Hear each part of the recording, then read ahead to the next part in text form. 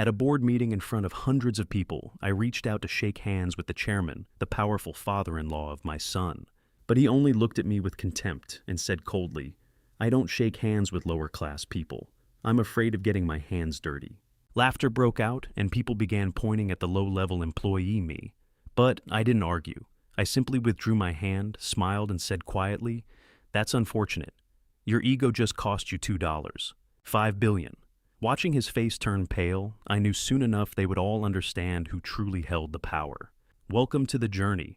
Before we dive into the dark corners of the financial world, please subscribe and let us know in the comments where you're watching from. Please note that this story includes fictional elements to enhance the experience, but the lessons hidden within will surely change your perspective. The late afternoon sun in Clearwater Falls has a specific way of hitting the mahogany desk in my office this time of year. It's a cold amber light that doesn't provide much warmth, but it offers a certain clarity. My name is Raymond Calloway. I'm 54 years old, and for the last 18 years, I've operated as the founder and managing director of Meridian Capital Group. If you've never heard of us, don't feel slighted. We don't sponsor stadium naming rights or run flashy television ads during the playoffs. We move in the quiet spaces of the financial world, the rooms where the air is thick with the scent of expensive coffee and the silent pressure of pending payrolls. We write the checks that keep the lights on and the assembly lines moving when the traditional banks have turned their backs. But before I was the man with the checkbook, I was just another face in the gray hallways of corporate treasury. For 12 years, I climbed the ladders of 3 different Fortune 500 firms. I was good at the math, but I was terrible at the theater. I spent over a decade watching men in $4,000 suits treat the people who actually made their products. The floor managers, the administrative assistants, the logistics drivers as if they were nothing more than office furniture. To them, a person's value was strictly dictated by the font size of the title on their business card. My father would have hated every minute of it. He was a machinist at a tool and die shop in North Clearwater for 42 years. His hands were a map of his life, scarred, permanently stained with industrial grease and calloused to the texture of old leather. But those hands were never hidden.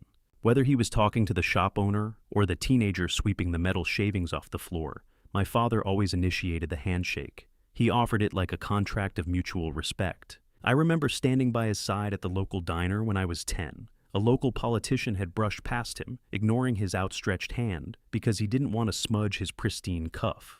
My father didn't get angry. He just looked at me and said, "Son, a man who won't shake another man's hand is telling you everything you need to know about him. Save yourself the trouble of finding out the hard way."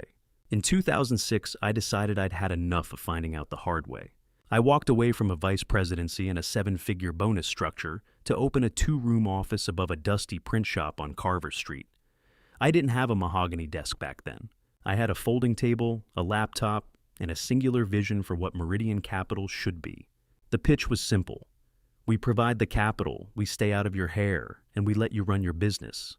But that freedom came with a price that wasn't listed in the interest rate. I demanded 2 things that were non-negotiable: sound management and basic human decency.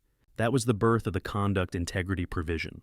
It's a deceptively short paragraph tucked into the back of our standard capital commitment agreements. It states in plain English that Meridian Capital reserves the right to immediately and fully withdraw our commitment if senior leadership engages in documented conduct that materially harms the reputational standing of the company or its capital partner during the negotiation phase.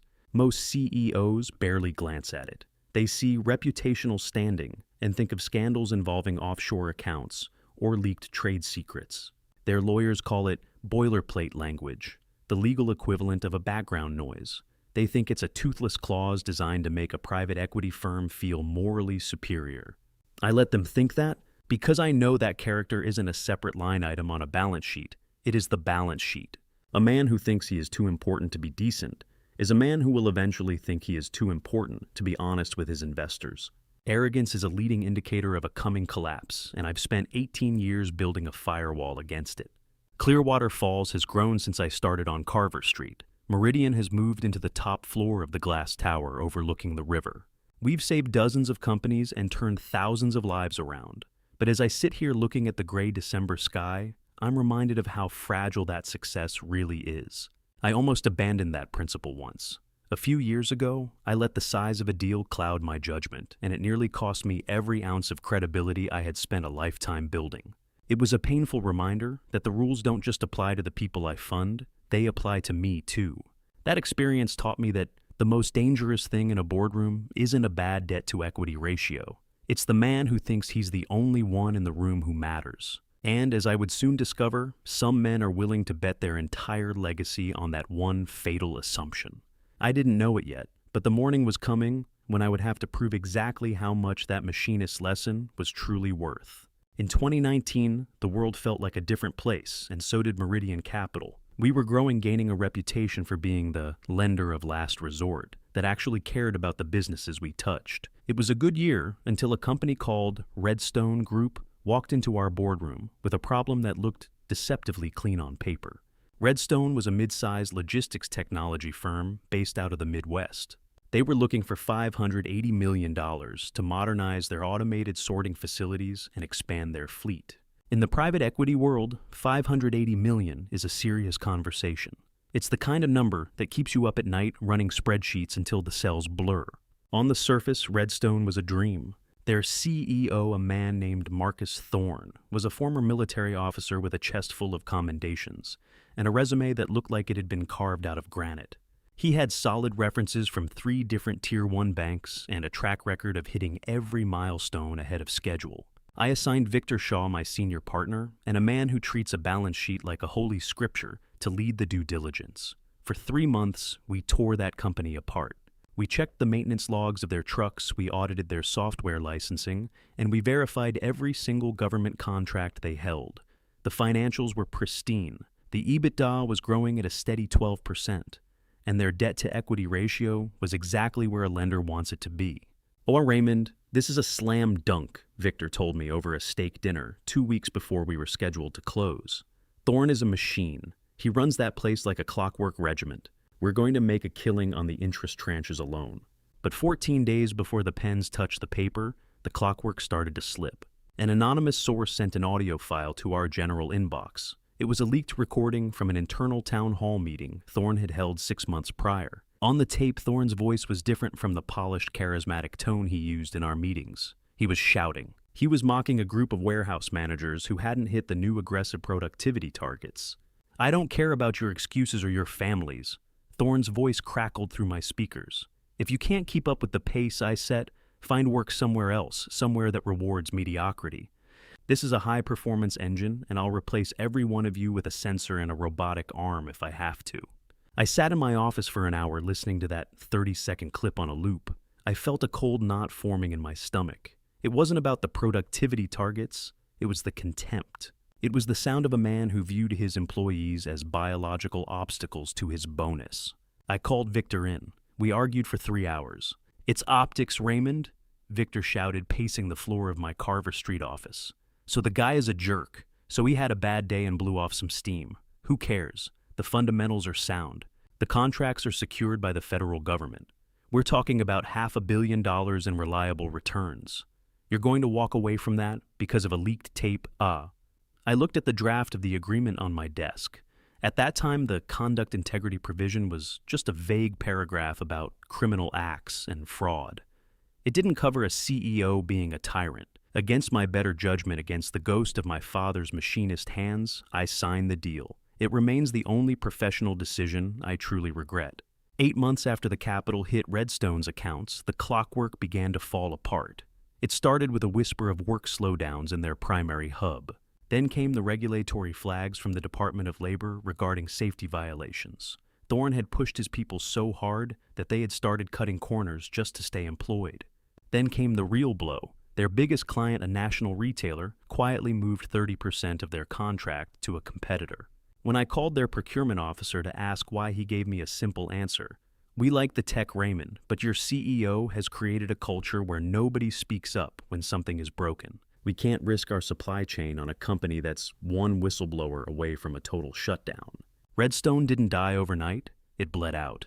We spent the next 2 years in a legal cage match restructuring the debt and eventually forcing Thorne out to save the core business.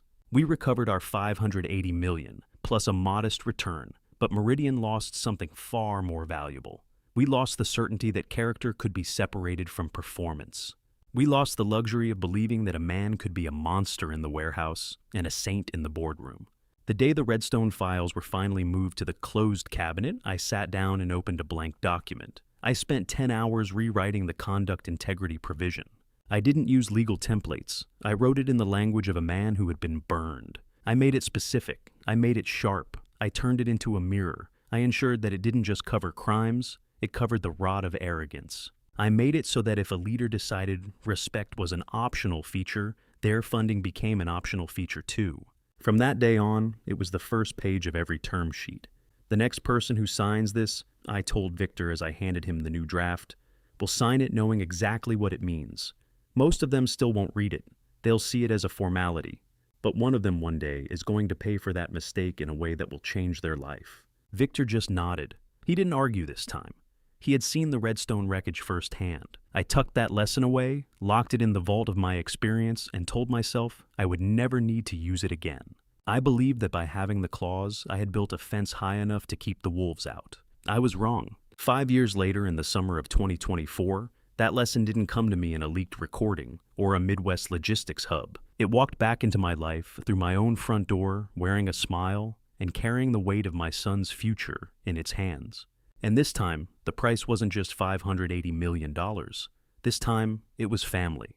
Pinnacle Consolidated didn't find Meridian Capital through a high-end referral or a strategic financial intermediary. They didn't stumble upon us through a global banking syndicate. They found us through my son. In the world of private equity, we try to keep our bloodlines separate from our bottom lines. We tell ourselves that numbers don't have last names. But when Daniel Calloway, my only son, married Claire Whitfield in the summer of 2021, the boundary between my living room and my boardroom began to blur in a way I couldn't ignore. Daniel is 32, now a man of quiet integrity, who inherited my father's steady hands, but fortunately a much more diplomatic tongue. I remember the first time I met Harlan Whitfield. It was a family dinner shortly after the engagement was announced. We met at a restaurant in the historic district of Clearwater Falls, the kind of place where the waiters move like ghosts, and the silverware is heavy enough to feel like an anchor. Harlan arrived with the quiet, suffocating confidence of a man who has never had to introduce himself twice in his entire life. At 70 years old, he didn't just hold the chairmanship of Pinnacle Consolidated Holdings, he inhabited it. He had inherited the title from his father, who had inherited the social standing from 2 generations of Whitfields before him. Harlan was a man who had never been forced to earn anything, and because of that, he assumed he owned everything his eyes landed on. As we sat at that long, white-clothed table, Harlan looked at me the way people look at a piece of furniture they are deciding whether to keep or send to the basement. It wasn't an overt insult. It was subtler than that. He didn't ask about my business. He asked about my little firm. He didn't listen to my answers. He waited for me to finish speaking so he could tell another anecdote about a senator he'd hunted with in Virginia. It wasn't rude enough to demand a confrontation, but it was clear enough to be felt in the marrow of my bones. He saw a man who had worked 12 years in corporate treasury and 18 years in a Carver Street office as a lower-tier necessity, a man who provided a service like a plumber or an accountant, but who didn't belong in the inner sanctum of the Clearwater Falls elite. I said nothing. I didn't defend Meridian, and I didn't brag about our assets under management. I simply filed the look in his eyes away, right next to the Redstone recording. Pinnacle Consolidated on paper was an American powerhouse. They were an aerospace and infrastructure technology giant with a manufacturing base that was the envy of the industry. They held long-term ironclad contracts with the Pentagon worth billions. If you looked only at the factory floors, Pinnacle was a masterpiece. But if you looked at the balance sheet, it was a crime scene. Over the last decade, Harlan had treated the company like a personal trophy room. He had gone on a frantic acquisition spree, buying up firms that had no business being in an aerospace portfolio, specialty fabrication companies in the mountains, civil engineering consultancies, even a boutique software firm. None of it made strategic sense. It was just a way for Harlan to announce his importance at country club dinners. By May 2024, the trophies were starting to feel like lead weights. Pinnacle was drowning in acquisition debt, burning through $47 million every single quarter just to service the interest. The Pentagon was starting to make noise about financial stability inquiries, which is government speak for, we might take our contracts elsewhere. They They needed $2.5 billion, and they needed it before the end of the fiscal year or the house of cards was going to come down. When the file landed on my desk, I felt a strange cold pull in my chest. I opened the folder, and there it was, the organizational chart with the name Whitfield sitting at the very top, radiating the same unearned authority I had felt across that dinner table 3 years ago. I could have recused myself. In fact, most people in my position would have handed the file to a competitor or referred it out to avoid the personal mess. Business and family are a volatile mix, and adding $2.5 billion to the equation is like throwing a match into a refinery. But as I stared at Harlan's name, I remembered that look in the restaurant. I remembered the way he had dismissed my life's work as a little firm. And more importantly, I remembered the Redstone group. I remembered what happens when a leader thinks their ego is more important than their integrity. I decided to stay in the process. But I also made a decision that broke every rule I'd established in 18 years of running Meridian Capital. I told Victor Shaw and my senior team that for the next 6 months of due diligence, I would be a ghost. My name would stay off the primary correspondence. I would not attend a single site visit. I would not walk into a single negotiation session. I would not even join a conference call. Harlan Whitfield knew me as Daniel's father, the man from the little firm on Carver Street. He didn't know that I was the managing director of the firm holding his company's lifeline. I wanted to see him without the mask. I wanted to see what Harlan Whitfield looked like when he thought no one important was watching him. And most of all, I wanted to see if the man who refused to shake a machinist's hand was still sitting at the head of that table. For 6 months, Victor Shaw walked into every Pinnacle meeting in my place. My name appeared nowhere on any document that crossed Harlan Whitfield's desk, and my voice never vibrated through any conference room speaker in Pinnacle Tower. To Harlan, the face of Meridian Capital was a senior partner with a sharp suit and an even sharper calculator. To me, those 6 months were a masterclass in watching a man dismantle his own fortress from the inside. I instructed Victor to represent Meridian with full authority, but under a strict veil of silence regarding my personal identity. On the official records, I was simply the managing director, a title that carries weight but remains faceless in a sea of high-level bureaucracy. My reason was clinical. I wanted to observe Harlan Whitfield in his natural habitat, unburdened by the social niceties of being my son's father-in-law. I wanted to know if the man who looked at me like furniture at a dinner table was the same man who was asking me for $2.5 billion. Victor's nightly debriefs became my ritual. We would sit in my office long after the cleaning crews had finished their rounds, the city lights of Clearwater Falls flickering behind us. Victor would lay out his notes like a scout returning from enemy territory. He arrived 40 minutes late again today. Victor told me during the 2nd month of due diligence. No apology, no acknowledgement. He walked in, adjusted his French cuffs, and asked why we were wasting time, auditing their subsidiaries' lease agreements. "And the board?" I asked. "Silent," Victor replied, shaking his head. "They watch him like a king who might decide to stop breathing air into the room if they disagree."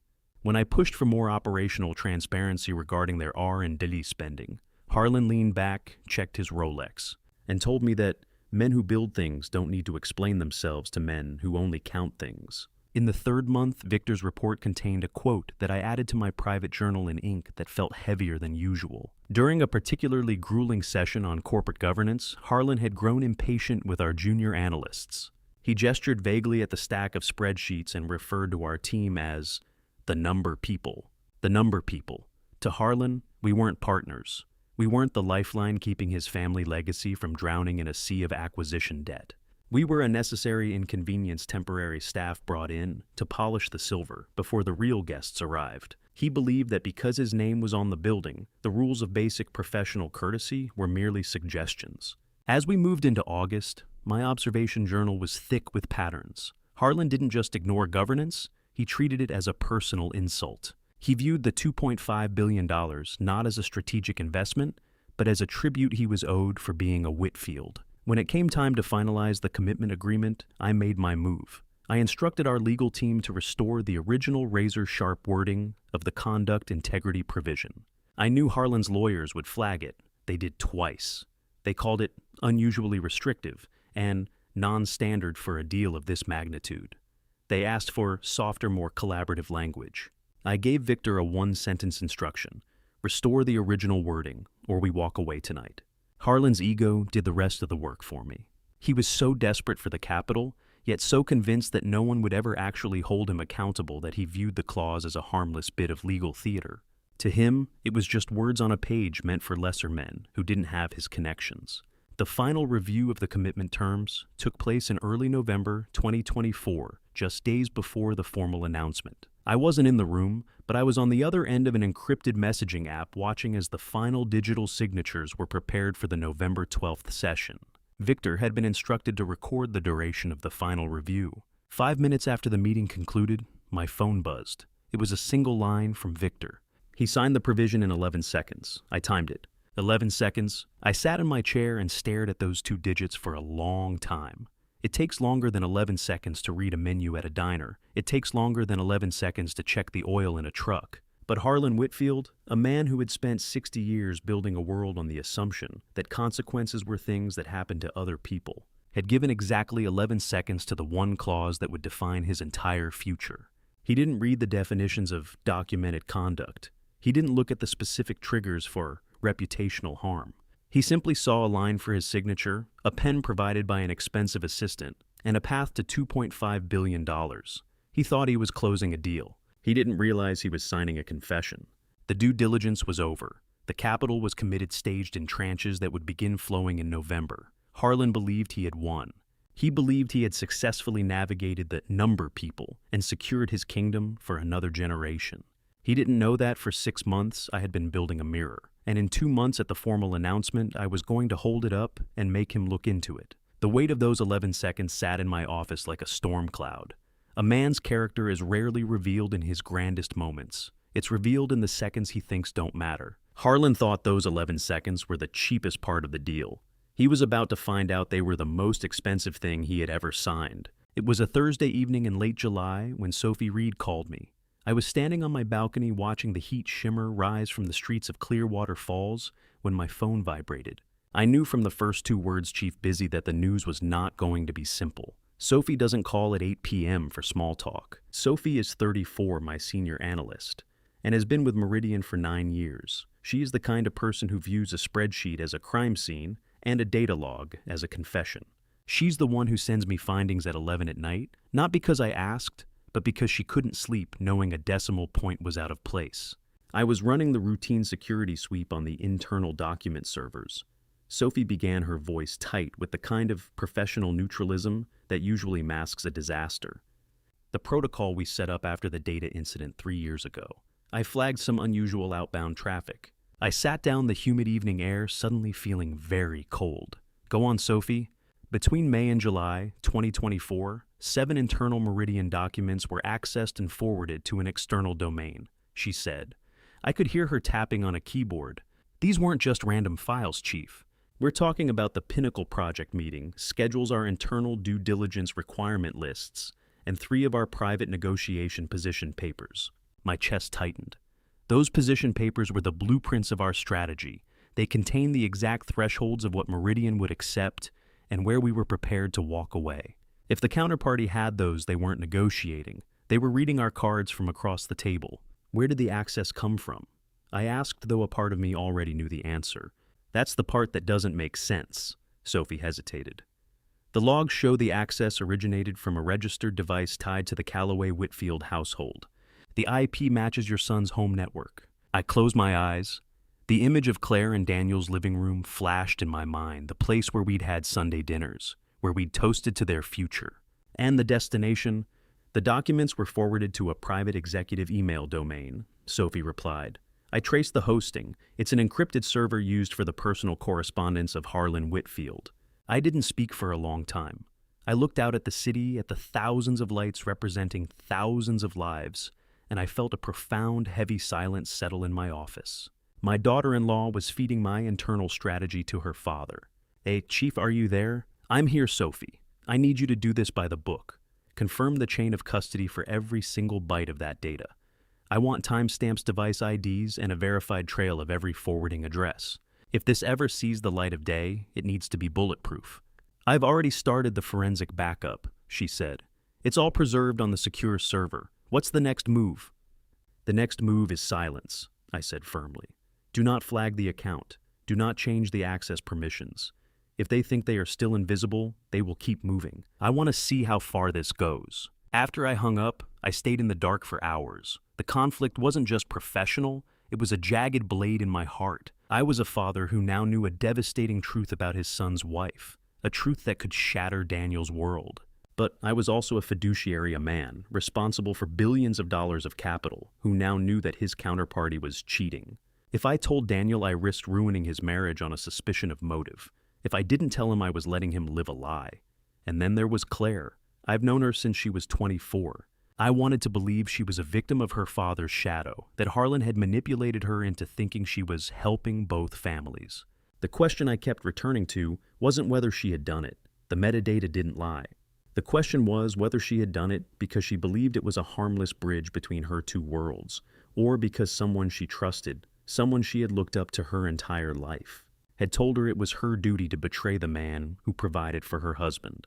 Harlan had spent 6 months assuming I was just a ghost in the machine, a faceless title he could bypass by using his daughter. He thought he was playing 4D chess while I was just counting pennies. I told Sophie to keep watching. I whispered to the empty room. I wouldn't confront Claire, not yet. I wouldn't tell Daniel, not yet.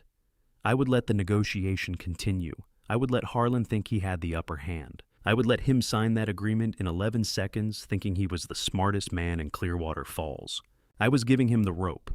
I just had to wait and see if he was going to use it to secure his legacy or hang himself with his own arrogance.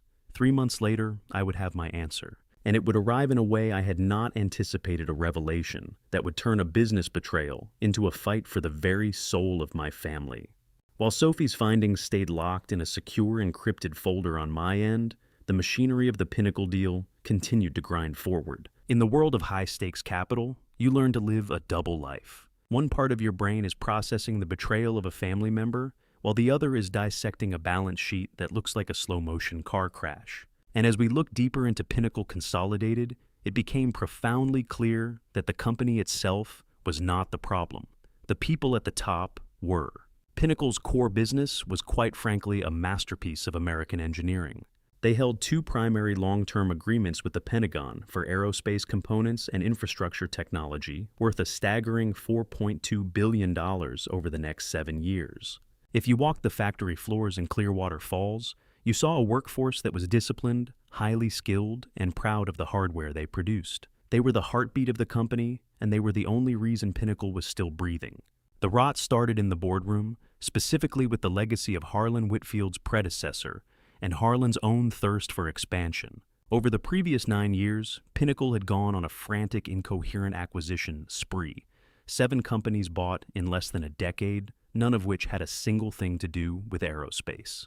There was a software firm in the Southeast that built inventory management tools for retail chains, a specialty metal fabrication shop in the Mountain States that made high-end residential fixtures, a civil engineering consultancy in the East that specialized in small-scale government office buildings. It was a portfolio built on ego, not synergy. Harlan liked the feeling of being a conglomerate king, but he forgot that every crown comes with a price tag. By mid-2024, the bill had come due. Pinnacle was burning through an agonizing $47 million every single quarter just to service the debt from those acquisitions. It was a lethal leak. Despite their billion-dollar contracts, the interest was eating them alive. The Pentagon had finally noticed. They issued a formal financial stability inquiry, which is the military's way of saying they're looking for a more stable partner. Even their day-to-day vendors had lost faith demanding cash-on-delivery terms because they were afraid Pinnacle's checks would start bouncing. Victor had spent months locked in backroom sessions with Martin Graves, Pinnacle's CFO. Martin was 55, a methodical man who wore sensible shoes and possessed the kind of tired eyes you only see in honest accountants working for dishonest men. I liked Martin. He had been running quiet contingency plans for years, trying to steer the ship away from the iceberg, while Harlan was busy redecorating the captain's quarters. Martin knows the ship is sinking, Raymond Victor told me, over a secured line. He's been hiding the extent of the damage from Harlan just to keep the bank from foreclosing. He's ready for the transition. He just needs the capital to plug the holes. We agreed on a rigid structure. The $2.5 billion wouldn't be handed over in a lump sum. It would be staged in tranches performance-based injections of capital tied directly to governance reforms and operational milestones. We weren't just giving them money, we were buying the right to fix their mistakes. The center of that fix was Nathan Cole. At 41, Nathan was a turnaround specialist who had successfully restructured 2 defense-adjacent contractors in the previous decade. I'd called 3 of his former board members, and they all told me the same thing: Nathan Cole doesn't care about the theater. He's a man who can tell the difference between what sounds good in a polished slide deck and what actually works on a manufacturing floor. He was exactly the kind of lower-class worker Harlan Whitfield would despise, and exactly the kind of leader Pinnacle needed to survive. The board finally buckled. The formal announcement was scheduled for Tuesday, November 12, 2024. It was designed to be a grand theater of stability, a full board session, followed by a live employee and investor webcast. Harlan would announce the strategic partnership with Meridian and introduce Nathan Cole as the new CEO, while he moved into a more visionary role as chairman. For 6 months, I had been a shadow in the corner of their spreadsheets. But as the date approached, I knew the shadow had to take form.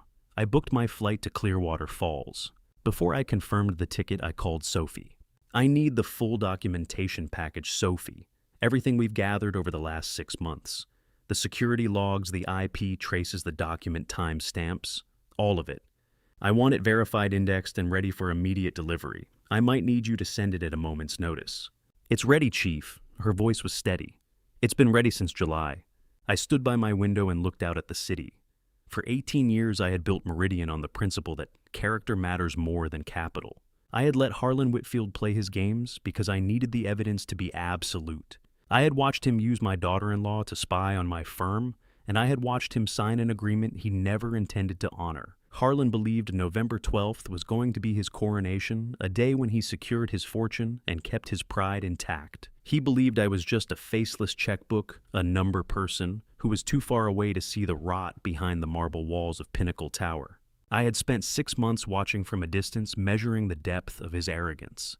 On November 12th, I was finally going to walk through that door.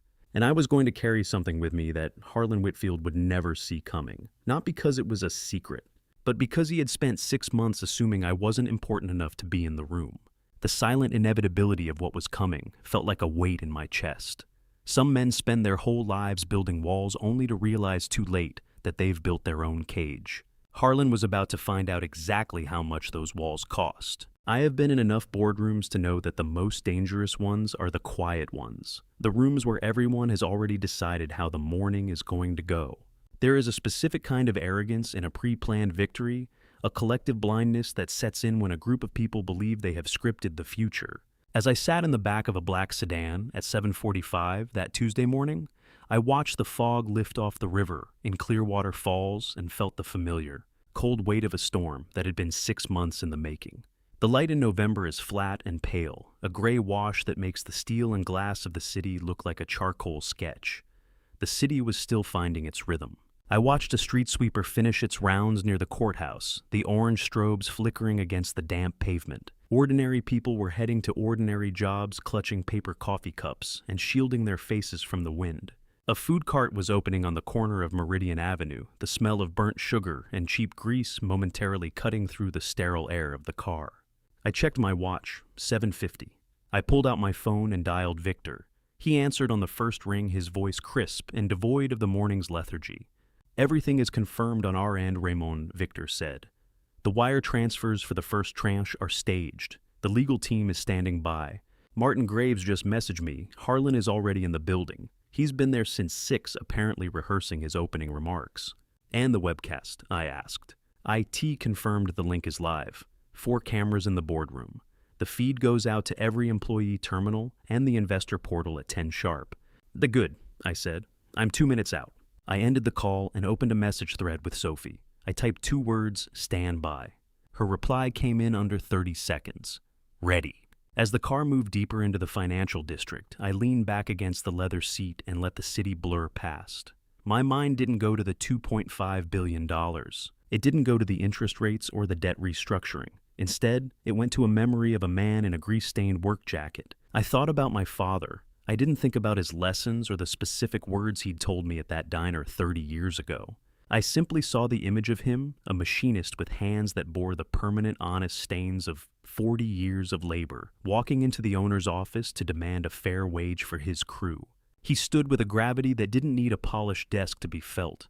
He didn't change his posture for the man who signed the checks. He didn't lower his voice or soften his gaze. He stepped into every room, the shop floor, the church, the bank, the exact same way because he believed that the space he occupied was earned by the work he did. He didn't need a nameplate to tell him he belonged. Then I thought about Daniel. My son was sitting somewhere on the 31st floor of Pinnacle Tower right now. He was probably adjusting his tie in a restroom mirror, checking his notes, preparing for an announcement he believed was a lifeline for his wife's family. He thought this morning was the beginning of a recovery. He had no idea that I was in a car 3 blocks away, or that the envelope on the seat next to me contained the evidence of his wife's betrayal. It was a heavy thing to carry, being the person who has to break a man's world in order to save his soul. Pinnacle Tower appeared ahead, a 35-story monolith of steel-framed glass that reflected the gray November sky.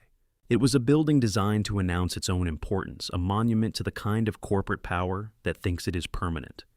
The glass was so dark it looked like deep water. From the street level, you couldn't see the people inside, but you could feel the weight of their decisions pressing down on the sidewalk. On the seat next to me sat a sealed heavy cream envelope. It contained what we'd labeled as supplementary documents from the capital partner. I had prepared it myself the night before. There was no logo on the outside, no return address. It was addressed simply to the attention of the capital partner representative. To anyone else, it looked like a courier's package, a last-minute addendum to a mountain of paperwork. To Harlan Whitfield, it would be the first clue that he wasn't the only one in the room who knew how to play a long game. The car slowed as it approached the executive entrance. The tires crunched over a patch of salt on the pavement. A doorman in a heavy overcoat stepped forward, his breath visible in the cold air.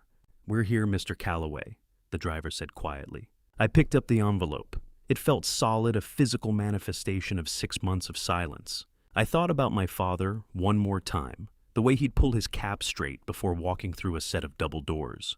He would have stepped out of this car and walked through those glass doors exactly like he belonged there. Not because he had an invitation, and not because he had a title, but because he was a man of his word. He had every right to be there, and so did I. I opened the door, stepped out into the biting Clearwater Falls wind, and felt the first drop of sleet hit my shoulder. The morning was finally here. The lobby of Pinnacle Tower was built to do one thing: make the person walking into it feel like a visitor. It is an architectural power move, a cathedral of steel and polished stone, designed to remind you that the institution is permanent and you are transient. As I stepped through the heavy glass doors, the biting wind of Clearwater Falls was instantly replaced by a climate-controlled stillness that smelled faintly of expensive floor wax and filtered air. I stopped for a moment in the center of the atrium. To my left, a massive company timeline ran along the eastern wall, etched in bronze. It was a curated history of the Whitfield legacy, a story of grand acquisitions and industrial dominance that conveniently skipped over the debt-laden car crash of the last decade. Framed photographs lined the perimeter. Harlan Whitfield shaking hands with granite-faced senators. Harlan at a ribbon-cutting ceremony with Pentagon procurement officers. Harlan looking visionary against the backdrop of a fighter jet. On a massive digital screen behind the reception desk, a promotional loop played in high definition. It showed the sparks of welding robots, the synchronized movement of the assembly lines, and the smiling faces of workers in hard hats. It was the theater of productivity, the version of the company Harlan wanted the world to see, while the real company was currently bleeding $47 million a quarter just to keep the lights on. The receptionist, a woman in her early 50s with a composure that suggested she'd seen 1,000 high-stakes mornings, looked up as I approached. "Good morning, I'm Raymond Calloway," I said, keeping my voice level. "Good morning, Mr. Calloway," she replied, her eyes flicking briefly to the unmarked cream envelope in my hand. "We've been expecting you. Someone from Investor Relations will be down shortly to escort you to the executive floor." The escort arrived 3 minutes later. His name was Trevor, a young man in his mid-20s who radiated the kind of manic managed anxiety that defines junior associates on the day of a major announcement. He was wearing a navy suit that fit well enough to suggest he had bought it specifically for this week, and his tie was knotted with a precision that bordered on desperate. "Mr. Calloway, I'm Trevor. Follow me, please," he said, already turning toward the private elevators. In the elevator, the silence was heavy. Trevor shifted his weight from foot to foot, clutching a tablet as if it were a shield. He made the kind of safe scripted small talk you learn in an MBA program, comments about the sleet outside and the logistical complexity of the morning's webcast. "How's the mood upstairs?" I asked quietly. Trevor paused for half a beat, his hand hovering near the elevator buttons. He looked at me, then back at the digital floor indicator. "Focused," he said, his voice dropping a register. "Everyone's ready. It's a big day for the chairman." The elevator chimed as we reached the 31st floor. The executive level was wrapped in a particular kind of quiet, the hushed, expensive silence that exists only in spaces where a fortune has been spent on acoustic dampening and high-pile carpeting. The hallway was a gallery of more photographs, an endless corridor of Whitfield triumphs that led toward the center of power. Trevor led me past 3 smaller glass-walled conference rooms. Inside, I could see junior lawyers and assistants hunched over laptops, their faces illuminated by the blue glow of screens.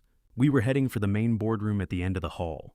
Through the double glass doors, I could see the room was arranged for maximum impact. A long, polished mahogany table dominated the space, surrounded by high-backed leather chairs that looked more like thrones than office furniture. Floor-to-ceiling windows offered a panoramic view of the Clearwater Falls skyline, but today the view was obscured by the gray shroud of the November sleet. The room was crawling with tech staff. 4 high-definition cameras were already mounted on sleek tripods, their red tally lights blinking like a warning. The webcast equipment was humping away in the back corner, cables taped down with professional precision. This wasn't just a meeting, it was a broadcast. And there he was. Harlan Whitfield sat at the head of the table, looking every bit the charcoal-suited sovereign. His silver hair was perfectly styled, and he was leaning toward 2 board members, speaking in the low, confident tone of a man who expects his words to land before he even finishes the sentence. He looked refreshed, energized by the prospect of the $2.5 billion he thought he'd just outmaneuvered me for. Further down the table, I saw Martin Graves. The CFO had his folder open, his eyes, scanning a document with a neutral expression that masked the months of contingency planning we'd done in secret. And then I saw Daniel. My son was sitting on the right side of the table, 3 seats down from Harlan. He was dressed in a dark gray suit I recognized the one he'd worn to his wedding. He was focused on a printed presentation deck, his pen hovering over a page. His brow furrowed in the way it always did, when he was trying to solve a problem he didn't quite have all the variables for. He hadn't looked up yet. "We're ready for you inside," Trevor whispered, his hand on the handle of the glass door. The doors opened with a soft, pneumatic hiss. Every head in the room turned toward the entrance for a brief second. It was the instinctive reaction of a room under pressure. But as soon as they saw me, a man in a plain jacket carrying a simple envelope, escorted by a junior associate, most of them turned back to their conversations. Harlan Whitfield glanced up. He registered my presence with the same level of interest he might give to a courier delivering an office supply order on schedule. His eyes didn't linger. He didn't see the man who held his company's life in his hands. He saw a delivery. He turned back to the board members, a faint dismissive smile playing on his lips, and continued his story. I was in the room. I have walked into rooms where I was not expected before. I have stood in offices where my presence was a surprise, a challenge, or a threat. The difference this time was that I was expected just not as myself. To the board members of Pinnacle Consolidated, I was a late addition to the logistics, a supplementary figure carrying a heavy cream envelope that needed to be processed before the cameras went live. I didn't stop at the side table where Trevor, the nervous associate, had instinctively pointed. I didn't set the envelope down on the credenza near the door, as Harlan Whitfield gestured with a dismissive wave of his hand. "You can leave those on the side table," Harlan said, his voice not even lifting from the conversation he was having with the director to his right. "Someone from Investor Relations will collect them before we start the feed." He said it with the practiced absent-minded authority you use when speaking to a waiter about a missing fork or a courier about a late delivery. He didn't look at my face. He looked at the envelope. He didn't bother to learn my name because in his world, a man carrying a package doesn't have a name. He has a function. I didn't respond. I didn't apologize for the interruption, and I didn't follow his instructions.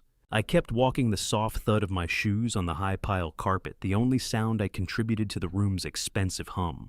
I headed toward the far corner of the mahogany table, toward an empty leather chair that sat isolated without a nameplate or a welcome folder. It was the chair meant for the extra person, the support staff, who might need to be present but shouldn't be heard. I pulled the chair out and sat down. I placed the sealed envelope on the polished wood in front of me, aligning it perfectly with the edge of the table. That was the moment Daniel looked up. I watched it happen in real time. My son's face, usually so composed and professional, went through a violent internal recalibration. I saw the recognition hit him first, the widening of the eyes, the slight parting of the lips. Then came the confusion, a flash of, "Why is my father here?" And finally a careful, deliberate stillness took over his features. Daniel is a good man, but in that moment, he was a terrified one. He didn't know about the 6 months of due diligence I'd conducted in the shadows.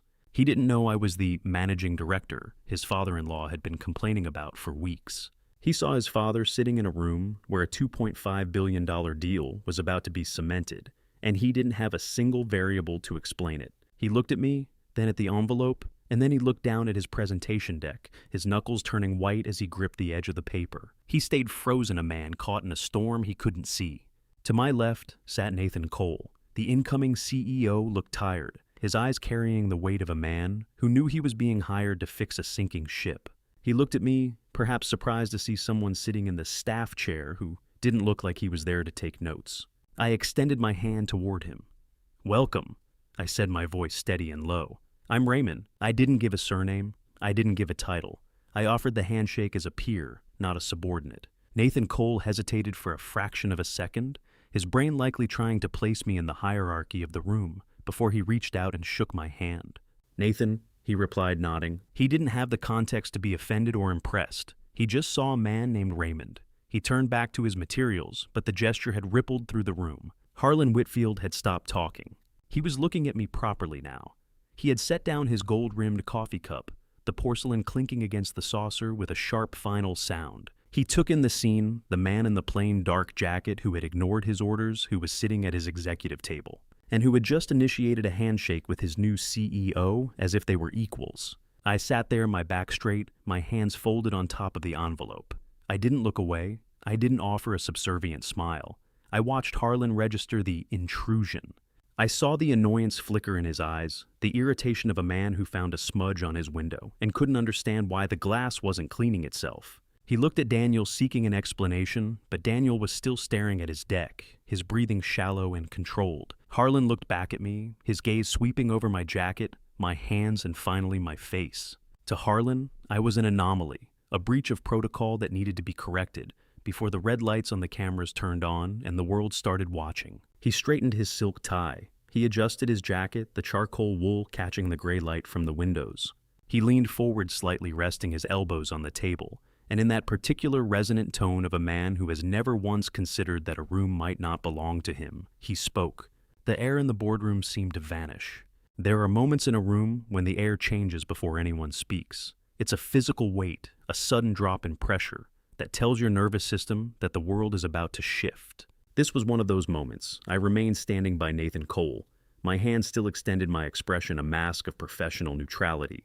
I was looking directly at Harlan Whitfield, waiting for the bridge he was about to burn. Harlan didn't just speak, he projected. He used the resonant stage-trained baritone of a man who spent his life being recorded by historians and journalists. He made sure the words were clear enough for every high-definition microphone in the room to capture, and every employee watching the live feed to hear. "I don't shake hands with lower-class people," Harlan announced, his eyes never leaving mine. "I'm afraid of getting my hands dirty." The sentence hung in the vacuum of the room like a jagged shard of glass. I didn't flinch. I didn't blink. I did what I had been trained to do over 22 years of high-stakes negotiations. I observed the room as if it were a data set. To Harlan's right, a board member made a sharp, involuntary sound. Not quite a laugh, but a nervous staccato cough that attempted to fill the silence. Across the table, a senior director suddenly found something deeply fascinating in his printed materials, his eyes darting across a chart he had already memorized. In the back of the room, a communications assistant, a young woman who had been adjusting a tripod, flicked her gaze toward the floor, her face flushing with the secondhand embarrassment of witnessing someone else's cruelty. The cameras continued their silent work. The red lights blinked. The webcast was streaming this moment to thousands of screens in manufacturing hubs and investor offices across the country. Harlan knew this. He wasn't losing control. He was exerting it. I looked at Daniel. My son's hands were pressed so hard against the mahogany surface of the table that his knuckles had turned the color of bone. He was staring at his presentation deck, his jaw set so tightly I could see the muscle ticking in his cheek. He didn't speak. He didn't look at me. In that moment, he was a man being crushed between the weight of his father's dignity and the toxic architecture of his wife's family. He stayed frozen, a silent witness to his own father's public humiliation. I did not withdraw my hand. I held the position for 4 full seconds. In a boardroom, 4 seconds is an eternity. It is long enough for the tension to become unbearable. It is long enough for every person in the room to realize that the silence is a choice. I wanted those 4 seconds on the record. I wanted the cameras to capture the stillness, the contrast between Harlan's casual arrogance and my absolute composure. I observed Harlan's face during that pause with the same clinical attention I would give to a forensic audit of a failing company. Then I lowered my hand on my own terms.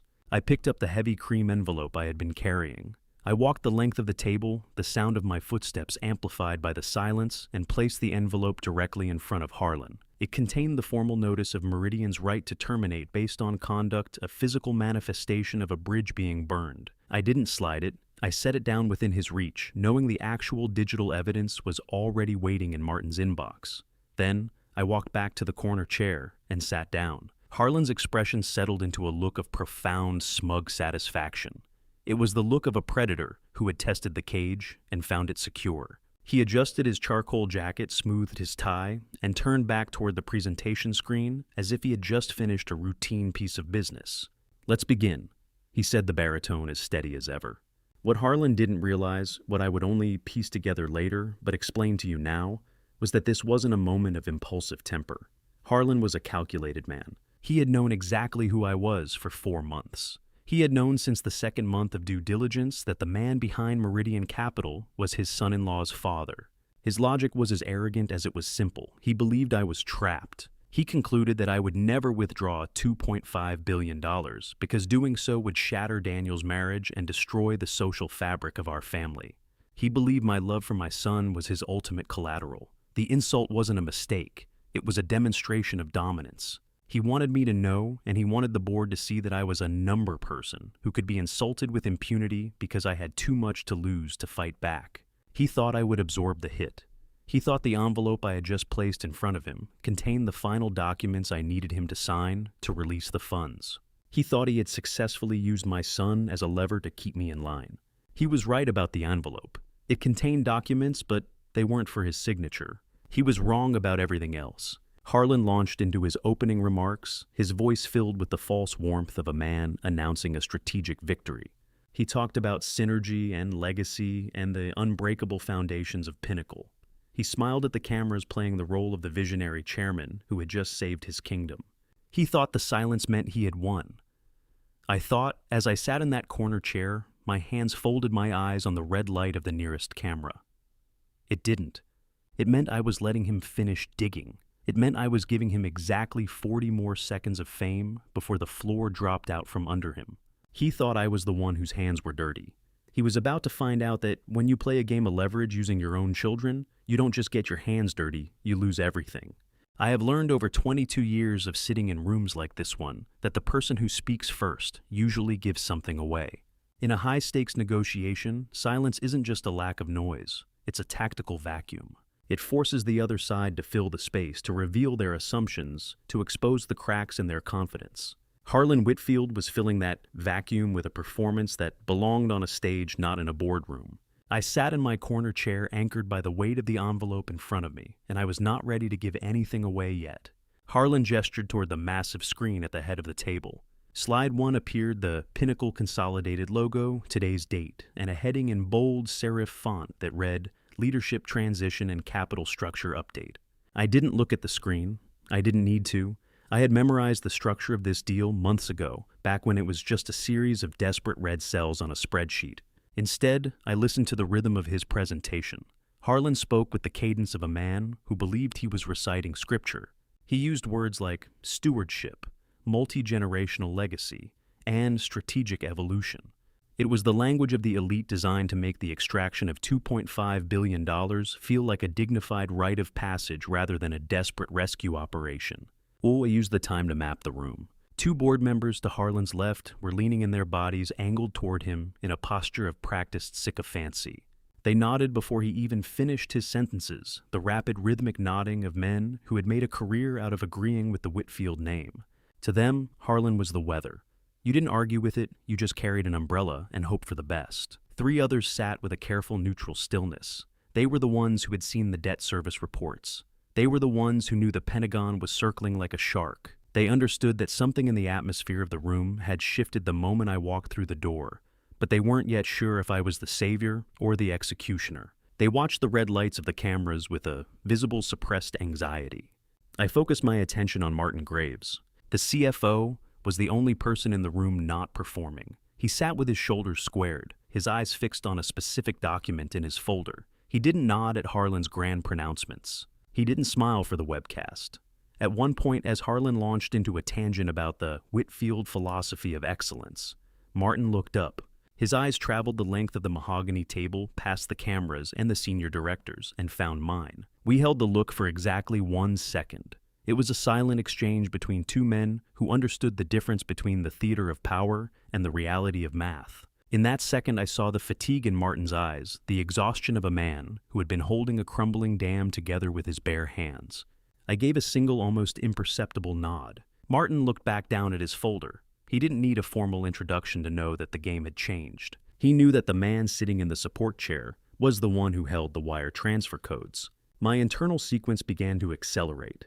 I thought about the Redstone decision 5 years ago, how I had let the fundamentals blind me to the rot of a man's character. I thought about the sound of Victor's voice on the phone the night we finally recovered our capital, his tone hollowed out by the stress of a deal gone bad. I thought about the 11 seconds Harlan had spent signing the conduct integrity provision back in September, the careless scrawl of a man who thought he was signing a permission slip rather than a death warrant. I thought about Sophie's folder, sitting on our secure server 3 miles away, containing the digital fingerprints of every document Claire had forwarded. It was all waiting. The evidence was documented. The conduct was captured on film. All the variables were in place. Slide 2 flickered onto the screen. Transaction overview 2.5. Billion-dollar capital commitment. Harlan stood a little taller then. He gestured to the number as if he had conjured it out of thin air through the sheer force of his personality. He smiled at the cameras, a bright predatory smile that was meant for the shareholders and the employees watching at their desks. He believed that number was his shield. He believed that the $2.5 billion made him untouchable. I looked at the glowing white digits on the screen. My number. The capital I had spent 18 years building, dollar by agonizing dollar, from that 2-room office on Carver Street. It was the lifeblood Harlan needed to keep his acquisitions from drowning him, and he had just spent the last 5 minutes insulting the source of it. I let him finish the slide. I let him enjoy the sound of his own baritone echoing off the glass and steel for exactly 40 more seconds. I watched the digital clock on the wall tick through the final moments of his unchallenged authority. The room was silent, waiting for the transition to the next phase of the presentation. Harlan took a sip of his coffee, straightened his charcoal jacket, and prepared to introduce Nathan Cole. I spoke. Before we go any further, I said, my voice cutting through the hushed, expensive air like a blade through silk. There is something this room needs to understand about who is actually in it. The silence that followed was absolute. Harlan froze with the coffee cup halfway to the saucer. Daniel's head snapped up. The cameras, indifferent and unblinking, continued to stream the beginning of the end to the world outside. Harlan turned from the screen slowly. It was the deliberate, agonizing rotation of a man who was still deciding whether the person who had spoken even deserved the breath required for a response. To Harlan, I was still the courier, the number person, who had overstepped the invisible boundary of the boardroom's hierarchy. His expression remained a mask of polished steel, but I saw the slight tightening at the corners of his eyes, the first hairline crack in his composure. Support staff do not interrupt board sessions. Harlan said, his baritone clipped and freezing. You can pass your notes to Trevor in investor relations after we conclude. This is a private executive session. I didn't flinch. I didn't sit back down. Instead, I stood up from that corner chair, unhurried, my movement smooth and practiced. I stood with the quiet authority I had used for 22 years, whenever a negotiation finally reached the point of no return. The room seemed to shrink as I straightened my jacket, the gray November light catching the subtle texture of the fabric. Are you finished? I asked, my voice carrying that low, even frequency that commands a room without needing to raise its volume. Because before this meeting continues, I would like to clarify exactly what the term lower class means in the context of this transaction. The air in the room didn't just go still. It felt like it had been sucked out of a vacuum. Harlan's brow furrowed his coffee cup, hovering a mere inch above the mahogany table. "My name is Raymond Calloway," I said, projecting my voice toward the 4 cameras and the red lights that were still blinking. "I am the founder and managing director of Meridian Capital Group. I am the firm whose capital commitment is the singular reason every person in this room has a job to come to this morning." I paused, letting the weight of the name Meridian settle over them like a heavy shroud. "I am the person who controls the $2.5 billion this entire presentation is built upon." I continued, my gaze locked onto Harlan's. "And for the last 40 minutes, I have been sitting in that corner chair, listening to you define the lower class for your investors." The reaction was a study in slow-motion chaos. Martin Graves closed his thick folder with a sharp thud that echoed like a gunshot, then immediately opened it again, his hands moving with mechanical precision to a specific, flagged page near the back. Across the table, 3 board members began a frantic synchronized rustling, their fingers blurring as they flipped through their copies of the agreement, looking for the name at the bottom of the signature page. Nathan Cole, the man I had shaken hands with minutes earlier, slowly set his gold fountain pen down on the table. He leaned back, his eyes moving between me and Harlan, as if he were watching 2 tectonic plates grind against each other. And then there was Daniel. For the first time all morning, my son looked up from his presentation deck. His face was a raw landscape of shock, unfiltered, unreadable, and devastatingly pale. He stared at me, his mouth slightly open as the realization hit him that his father wasn't just a guest in the room. His father was the architect of the room. Harlan didn't move for several seconds. He didn't blink.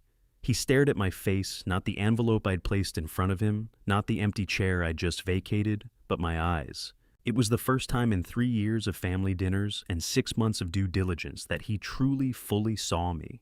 "You are telling me you control the funding," Harlan said. It wasn't a question. It was a recalibration. He was a man who lived by the math of leverage, and he was currently realizing his math was dangerously wrong.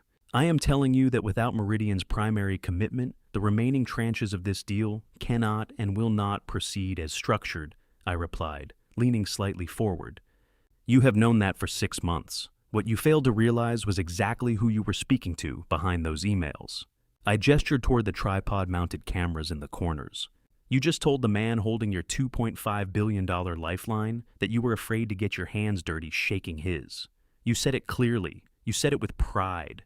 And you said it in front of 4 high-definition cameras on a live webcast that is being viewed by your employees, your vendors, and the very Pentagon procurement officers you are trying to reassure." Oh, the smug satisfaction that had been etched into Harlan's face for the last 10 minutes vanished, replaced by a gray ashen stillness.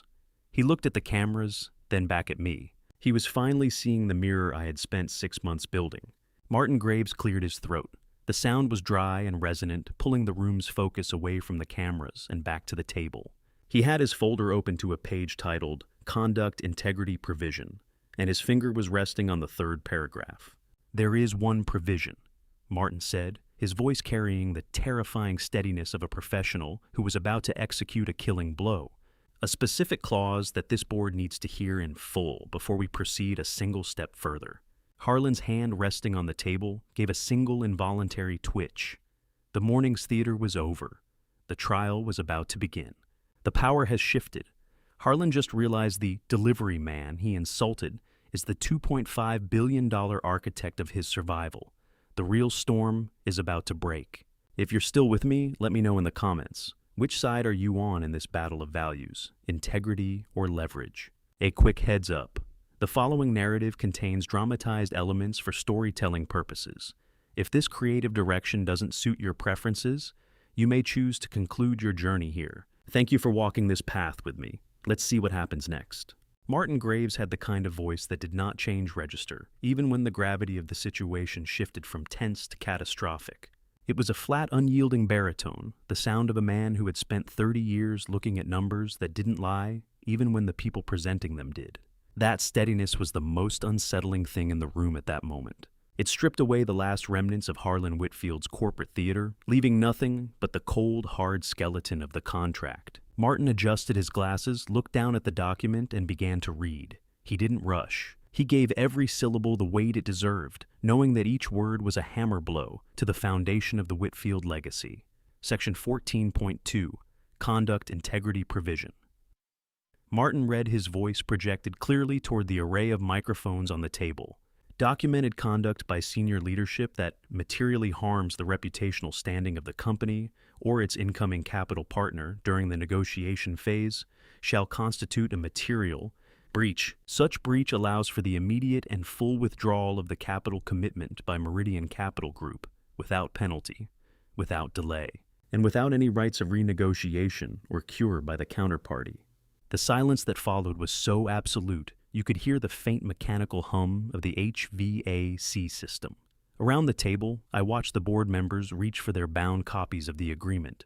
The sound of pages turning in unison was like the rustle of dry leaves before a storm. I saw at least 3 of them read the paragraph, twice their lips, moving slightly as they processed the finality of the language. Harlan cleared his throat, a sharp, jagged sound. He leaned forward, attempting to reclaim his position as the dominant force in the room.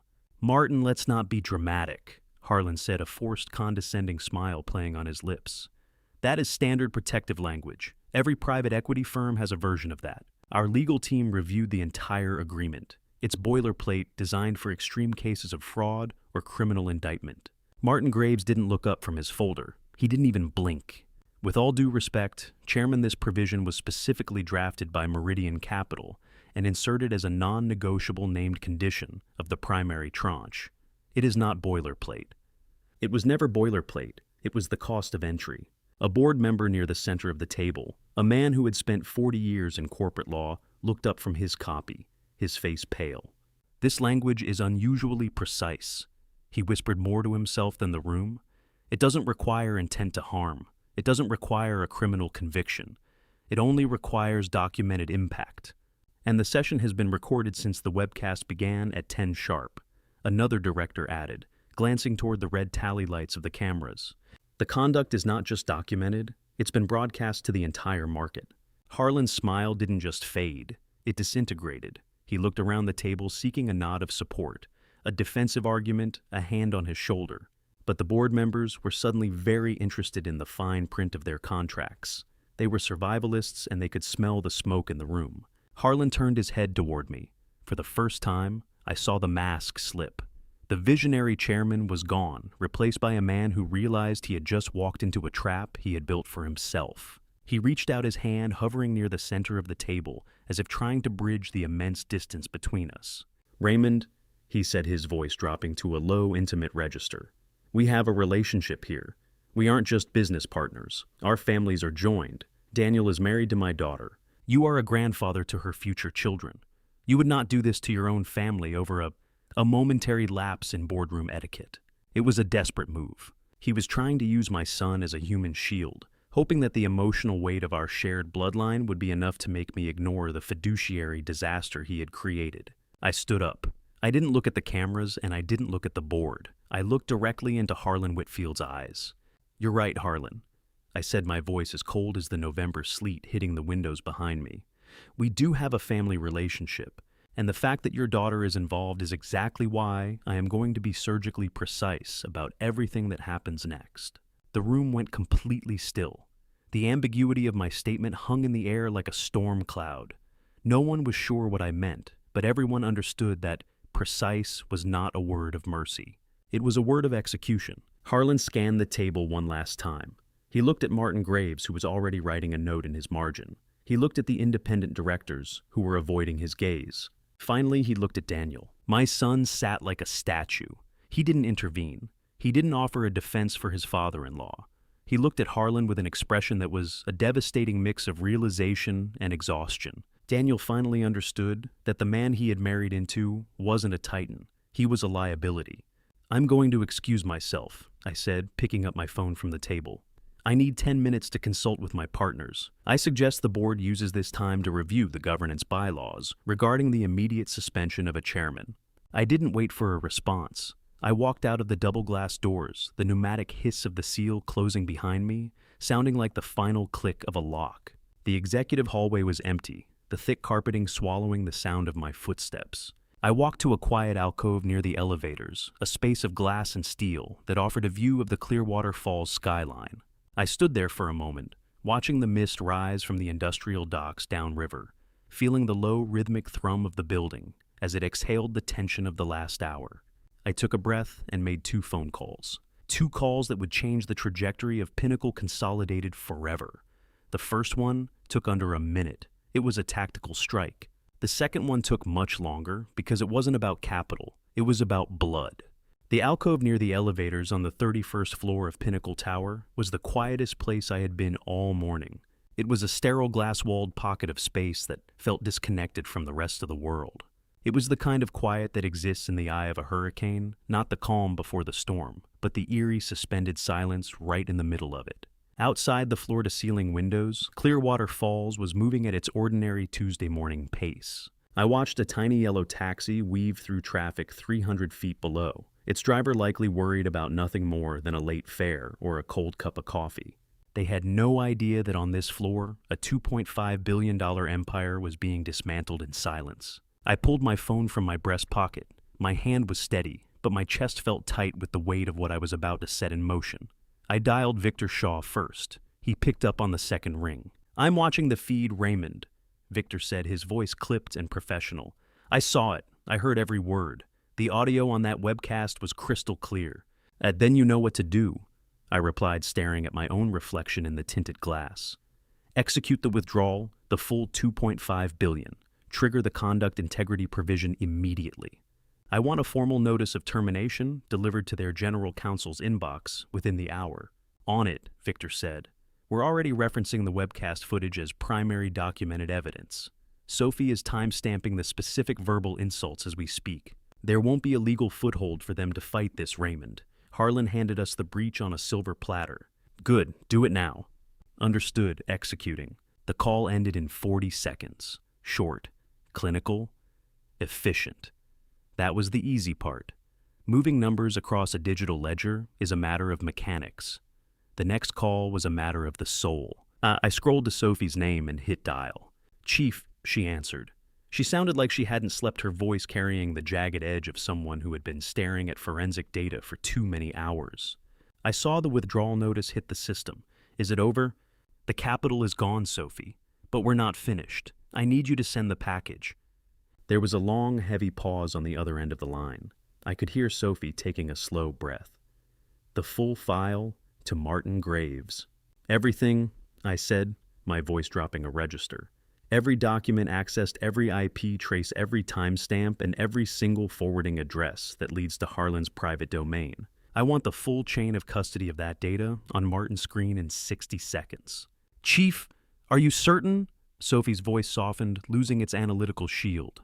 "Once Martin sees this, it becomes part of the corporate record. There's no taking it back. Daniel is going to find out in the middle of that room." "Daniel deserves to know the truth, Sophie," I said, and for a moment my voice wavered. "He's been living in a house built on his father-in-law's lies. I won't have him find out from me months from now over a dinner table. He needs to see the evidence. He needs to see exactly what kind of game he was a pawn in. Send it." "Sending now," she whispered. I stayed by the window for another 2 minutes after I hung up. I watched the gray November clouds roll over the river, the mist swallowing the tops of the lower buildings. I wasn't thinking about the $2.5 billion anymore. I wasn't thinking about Meridian's reputation or the fallout on the stock market. I was thinking about my son. Daniel was sitting at that mahogany table right now, probably feeling the first tremors of the capital withdrawal hitting the company's internal monitors. He didn't know his father was standing just 50 feet away in a glass alcove. He didn't know that the envelope I'd placed in front of Harlan was a Trojan horse. And he certainly didn't know that in about 60 seconds, his marriage was going to be reframed by a forensic data report. I thought about Claire. She was 30 years old, a woman who had grown up in the long, cold shadow of Harlan Whitfield. In Harlan's house, his word wasn't just an opinion. It was the law of the land, as unchangeable as the weather. I still didn't know the full truth of her motivation. Had she forwarded those documents out of a misplaced sense of loyalty to her father? Had Harlan pressured her, using her love for her family as a weapon? Or was she more like him than I wanted to admit, calculated, cold, and willing to trade her husband's trust for her father's approval? I would find out eventually, but not this morning. This morning was about the cost of arrogance. Harlan had spent 60 years assuming he could use people, his employees, his board, even his own daughter, as tools to be picked up and discarded. He thought he was the architect of everyone's destiny. He was about to find out that when you treat people like furniture, you shouldn't be surprised when the house falls down on top of you. I adjusted my jacket, smoothing the lapels. I felt the machinist's son in me, the man who valued a hard day's work, and a clean handshake rising to the surface. I was no longer the number person Harlan had tried to dismiss. I was the consequence he had spent his life trying to avoid. I turned away from the window and walked back toward the boardroom. The thick carpet swallowed the sound of my shoes, making my approach as silent as the digital files Sophie was currently beaming into Martin Graves's inbox. When I pushed the heavy glass door open, I didn't need to say a word. The air in the room had already shifted. The phones had started. Martin Graves' phone went first. It was a sharp, persistent vibration against the mahogany table that sounded like a warning bell in the sudden silence. Then the board member to his left felt a buzz in his breast pocket. Then two more in rapid sequence, a digital wave rolling across the room, the unmistakable sound of a high-stakes environment, receiving information it was entirely unprepared for. Harlan was mid-sentence, his hands hovering in the air, as he attempted to reframe the morning's disaster. He was talking about contingency structures and alternative timelines using the desperate, hollow vocabulary of a man trying to convince a sinking ship that the water in the hold was merely a design feature. But the phones didn't care about his vocabulary. Martin Graves didn't wait for Harlan to finish. He picked up his device, his thumb scrolling with a mechanical practiced efficiency. I watched his face. To anyone else, Martin looked as neutral as he had at 8 a.m. But I had been observing Martin Graves for 6 months. I knew the specific way his jaw tightened, the way his eyes became glacier when the math stopped making sense. This wasn't just a professional setback for Martin. It was the sound of a legacy shattering. Barton? Harlan asked, his voice cracking slightly, the baritone losing its resonance. What is it? Martin set the phone back on the table, the screen still glowing with the notification. He looked at Harlan, and for the first time all morning, there was no deference in his gaze. There was only the cold, hard clarity of a CFO looking at an empty vault. The primary capital commitment from Meridian Capital Group has been withdrawn, Martin said, his voice echoing in the hushed room. The full $2.5 billion. The notification was logged at 9:47 this morning. It is effective immediately. Harlan shot to his feet so fast his leather chair went skidding back toward the windows. That is not possible. We have a signed agreement. We have signatures, we have commitments, we have legal protocols. I remained standing near the door, my hands folded, my expression as unyielding as the granite in the lobby below. The clause allows it, Harlan, I said, my voice cutting through his panic. Section 14.2, documented conduct by senior leadership. It occurred on camera in this room and was broadcast on a live webcast to your entire investor base. The breach is documented. The withdrawal is final. Harlan's face moved through a terrifying spectrum of color, from ashen gray to a deep mottled red. He looked around the table, but the board members were staring at their own screens, reading the same notification Victor Shaw had just blasted into their corporate servers. They were no longer looking at Harlan as their chairman. They were looking at him as a liability. Then Harlan turned to Daniel. My son was sitting 3 seats away, his eyes fixed on a scratch on the table's surface. Harlan leaned toward him, his hands gripping the edge of the mahogany so hard the wood groaned. It was the look of a man calling in a debt, the particular predatory gaze of a father-in-law who believed he owned the loyalty of the man who married his daughter. Do something! Harlan hissed the mask of the visionary chairman, completely gone, leaving only the desperate ego underneath. Call your father Daniel. Tell him this is a mistake. Tell him he's destroying Claire's future. Tell him to reverse the transfer now. The room went so still, I could hear the faint whir of the cooling fans in the webcast cameras. Every head at the table turned toward my son. Daniel didn't move for several seconds. He sat with his shoulders hunched, a man who had spent 3 years trying to navigate the impossible distance between two worlds. Then slowly he lifted his head. He looked at Harlan, really looked at him, seeing the desperation and the arrogance for exactly what they were. Then he looked at me. There was no confusion in his eyes anymore, no shock. There was only a devastating quiet understanding. He didn't reach for his phone. He didn't offer a defense. Instead, he spoke 3 words that redefined the power dynamics of the room forever. He is my father. The words weren't loud. They weren't dramatic. They were simply a fact placed into the middle of the room like a stone dropped into a mirror. Harlan recoiled as if he had been slapped. He looked between us, between the man he had called lower class and the son-in-law he thought he could manipulate. He looked at the board members, but their eyes were now fixed on me. They realized that the number person sitting in the corner was the one who had just turned off the lights in their building. For the first time in 60 years, Harlan Whitfield was standing at the head of a table that no longer revolved around him. He was a king without a treasury, a chairman without a vote, and a father-in-law who had just discovered his collateral had walked away. The withdrawal was done. I thought watching the red lights of the cameras continue to blink. The room understood that the capital was gone. They understood that the deal was dead. But what they didn't know, what even Daniel didn't fully realize as he sat there staring at Harlan, was that the morning wasn't finished with them yet. The capital was just the beginning of the cost. Sophie's package was sitting in Martin Graves' inbox, and it contained a truth that would hurt far more than a lost $2.5 billion. Harlan thought he had lost his company. He was about to find out he had lost his daughter, too. Martin Graves opened his laptop.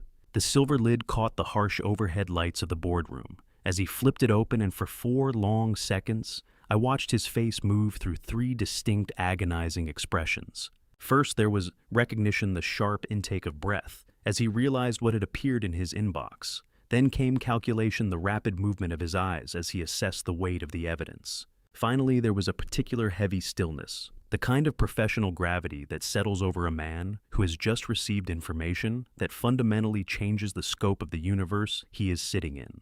Martin didn't look at Harlan. He didn't look at me. He simply reached out and tapped a key on his keyboard. There is an additional matter that needs to be formally acknowledged before this session concludes, Martin said. His voice was lower now, devoid of the previous corporate authority, replaced by a cold clinical dread. The main boardroom screen, which had been frozen on the slide of the $2.5 billion commitment, flickered and switched. Martin had connected his laptop to the internal feed. A document chain appeared projected in high definition against the wall, large enough for every board member and every camera to capture in excruciating detail. What the room saw was a forensic map of a betrayal. On the left side of the screen was a sequence of internal Meridian Capital documents, the very ones Sophie had flagged in July. Meeting schedules, confidential due diligence requirement lists, and our internal negotiation position papers. On the right side was the digital trail, a series of forwarding emails tracing each document from a device registered to the Callaway Whitfield household directly to an executive email address. Within Harlan Whitfield's personal correspondence domain, 7 documents, 4 months of systematic leakage, from May to August 2024. Martin cleared his throat, the sound dry and echoing in the silent room. He began to read the summary line from Sophie's attached cover note. Each document carries a verified digital timestamp and a confirmed forwarding address. The metadata confirms the point of origin as the residential network of Mr. and Mrs. Daniel Callaway. The chain of custody has been independently preserved and forensically mirrored. The reaction in the room was a study in profound, irreparable shock. Harlan stared at the screen. His expression was no longer one of calculated arrogance. It was the look of a man watching something he thought he had safely buried under miles of marble and privilege being unearthed and placed. On a table in front of witnesses, his hands, which had been gripping the table, slowly retracted as if the mahogany had suddenly become white hot. He looked like a king watching his own vault being emptied by his own daughter. Daniel stared at the screen. I watched my son's face move through something that didn't have a clean name in any language, the particular expression of a human being realizing a truth they had never known they needed to understand. His eyes tracked the forwarding addresses, the dates, the times. He saw the timeline of his own marriage laid out in the form of a corporate espionage report. "I am sorry you are seeing this here, Daniel." I said, my voice barely above a whisper, yet loud enough for the microphones to catch. I needed the record to be complete. I needed you to see the evidence, not a version of it. Harlan finally found his voice, though it was thin and jagged now. "This is fabricated. This is a pathetic act of retaliation because you want to destroy this deal. You've manufactured this data to distract from your own breach of contract." Martin Graves didn't look up from his screen. He spoke with the terrifying finality of a man who dealt only in unchangeable facts. "Every document carries Meridian's internal metadata chairman, The forwarding trail is verifiable through standard forensic review of our own incoming mail servers. This is not fabricated. This is a matter of record. The board members sat like statues. They were no longer looking at the Capitol withdrawal. They were looking at a man who had used his own daughter to spy on his son-in-law's father. Even for them men who had spent decades in the gray spaces of corporate ethics, this was a line that couldn't be uncrossed. Daniel stood up. He didn't look at Harlan. He didn't look at the board. He didn't even look at me. He moved with a heavy mechanical deliberateness as if his body were acting independently of his mind. He walked to the boardroom door, the soft thud of his shoes on the high-piled carpet, the only sound in the room. He opened the door and left. He didn't say a word. He didn't need to. The silence he left behind was more devastating than any shout could have been. I watched him go, and for the first time all morning, I felt a crack in my own mask. I wanted to follow him. I wanted to be his father, not a managing director. But I stayed in my chair. The work in this room wasn't finished, and I had promised myself that Harlan Whitfield would have to face the full cost of his choices. The room has processed 2 separate pieces of information this morning, I thought as I looked at the frozen document chain on the screen. The Capitol is gone. The reputation of the chairman is in ruins, and neither of those things is recoverable. But as I looked at Harlan, whose face was now a mask of pale, sweating desperation, I knew there was a third piece of information, one that Sophie had included in the secondary file. It was the piece that would reframe everything the room thought it had just understood. Harlan thought he had been caught in a lucky security sweep. He was about to find out that I had been letting him believe he was invisible for 4 months. After Daniel left the room, spent several minutes doing what rooms do after something significant has happened. People checked their phones with sudden urgency. Martin Graves closed his laptop as if the screen had become too hot to touch, and 2 board members spoke in low, jagged whispers near the floor-to-ceiling windows. I didn't follow my son. I didn't shout. I stood in the corner of that expansive boardroom, and I waited. I waited for the silence to stop ringing in my ears. As the board members tried to regroup, Martin approached me quietly. He didn't say a word, but he held out a secondary file that had been buried at the bottom of Sophie's digital package. It was a file I hadn't specifically requested, but Sophie, with the instincts of a predator who had spent 9 years watching my back, had included it because she knew it was the final piece of the puzzle. "You need to see the dates," Raymond Martin whispered, his voice as thin as paper. I took the file and began to read. These weren't documents stolen from a private desk.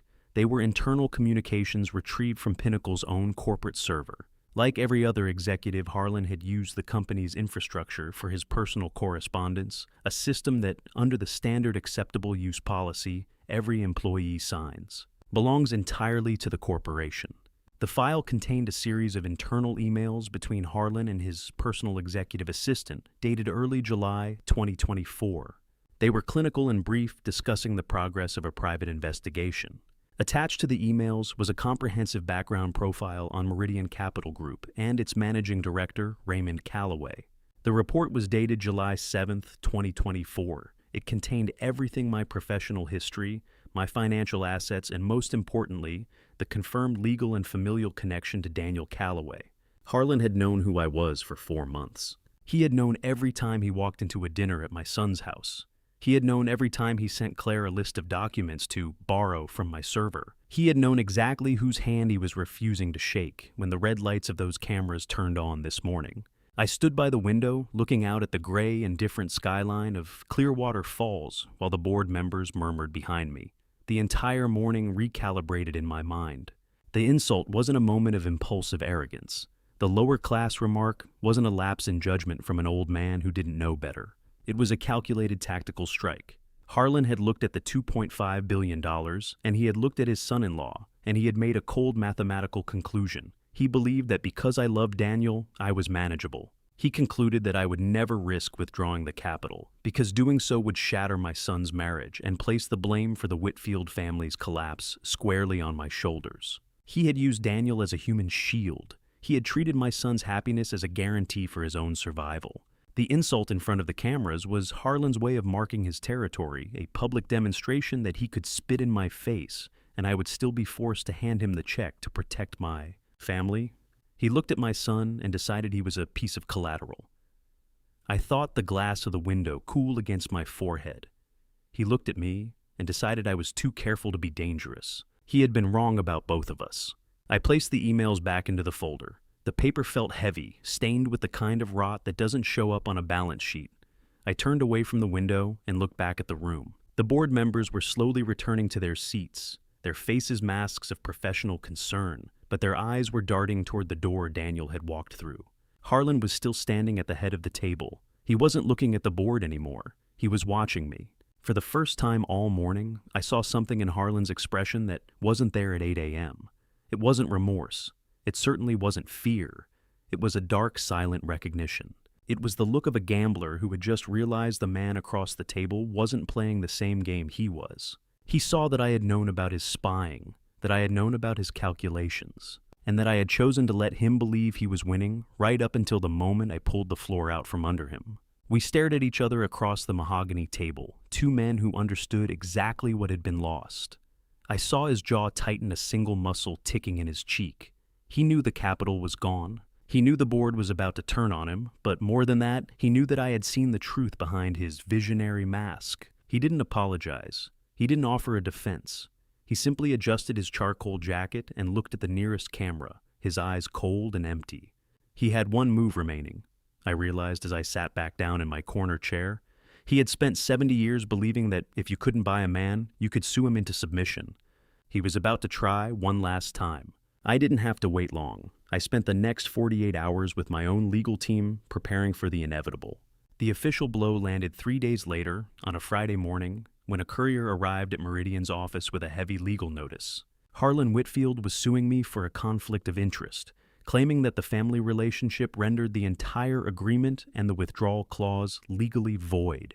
He was trying to freeze my assets and force the deal back onto the table. He thought a courtroom was just another boardroom where he could control the narrative. He was about to find out that the truth has a much sharper edge when it's read under oath.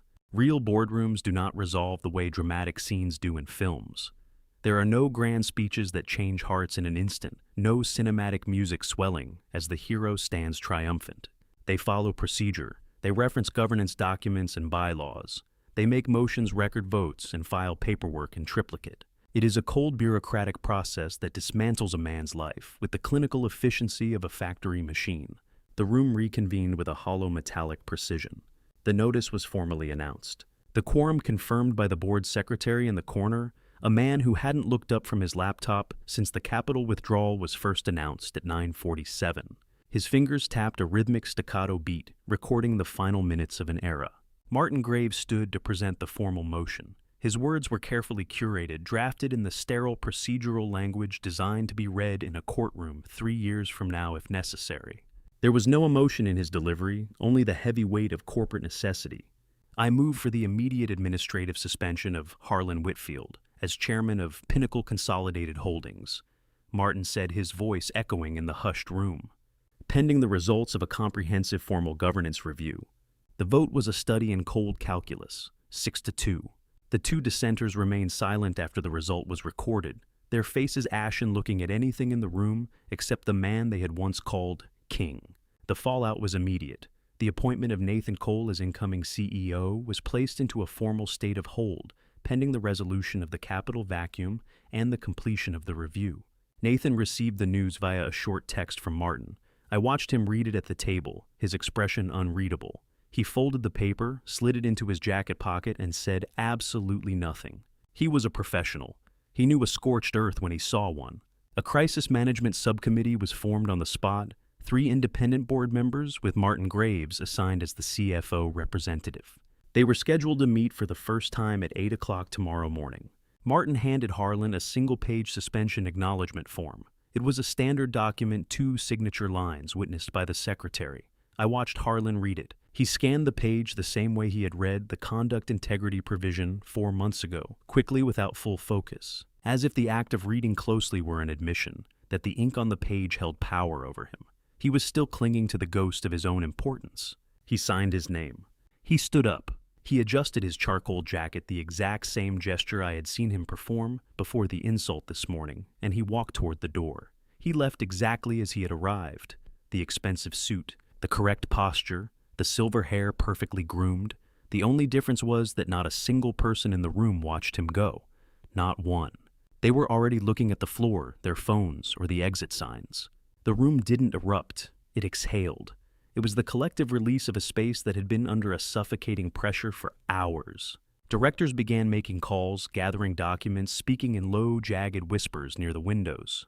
The cameras were being dismantled by the tech crew, the red lights finally dark.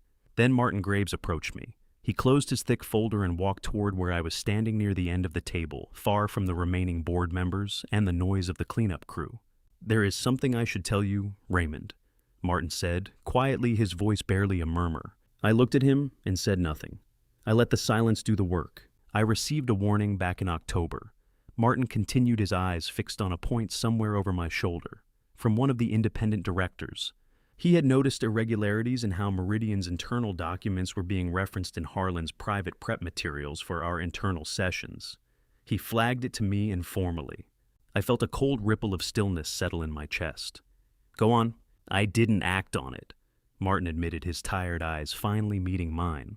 "I didn't report it to Meridian. I made a calculation that if the warning was accurate and the deal collapsed because of it, the company would not survive the fallout. 4,300 people. Raymond. That's how many families rely on this manufacturing floor.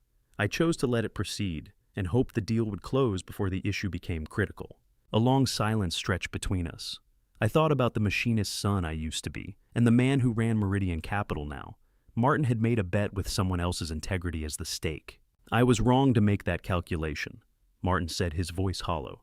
"I wanted you to know that I know I was wrong."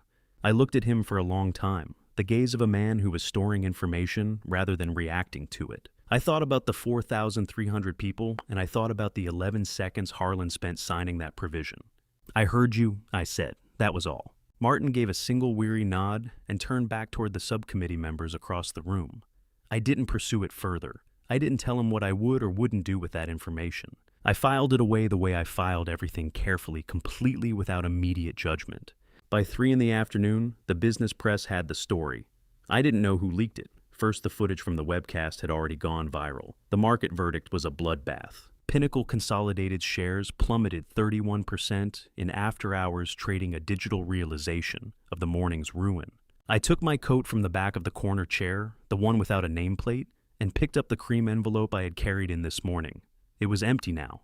The supplementary documents had done their job. I took the elevator down alone. 31 floors of silence. The doors opened into the lobby. The promotional loop on the big screen had been turned off, leaving the atrium feeling cavernous and cold. Daniel was sitting in a chair near the east entrance.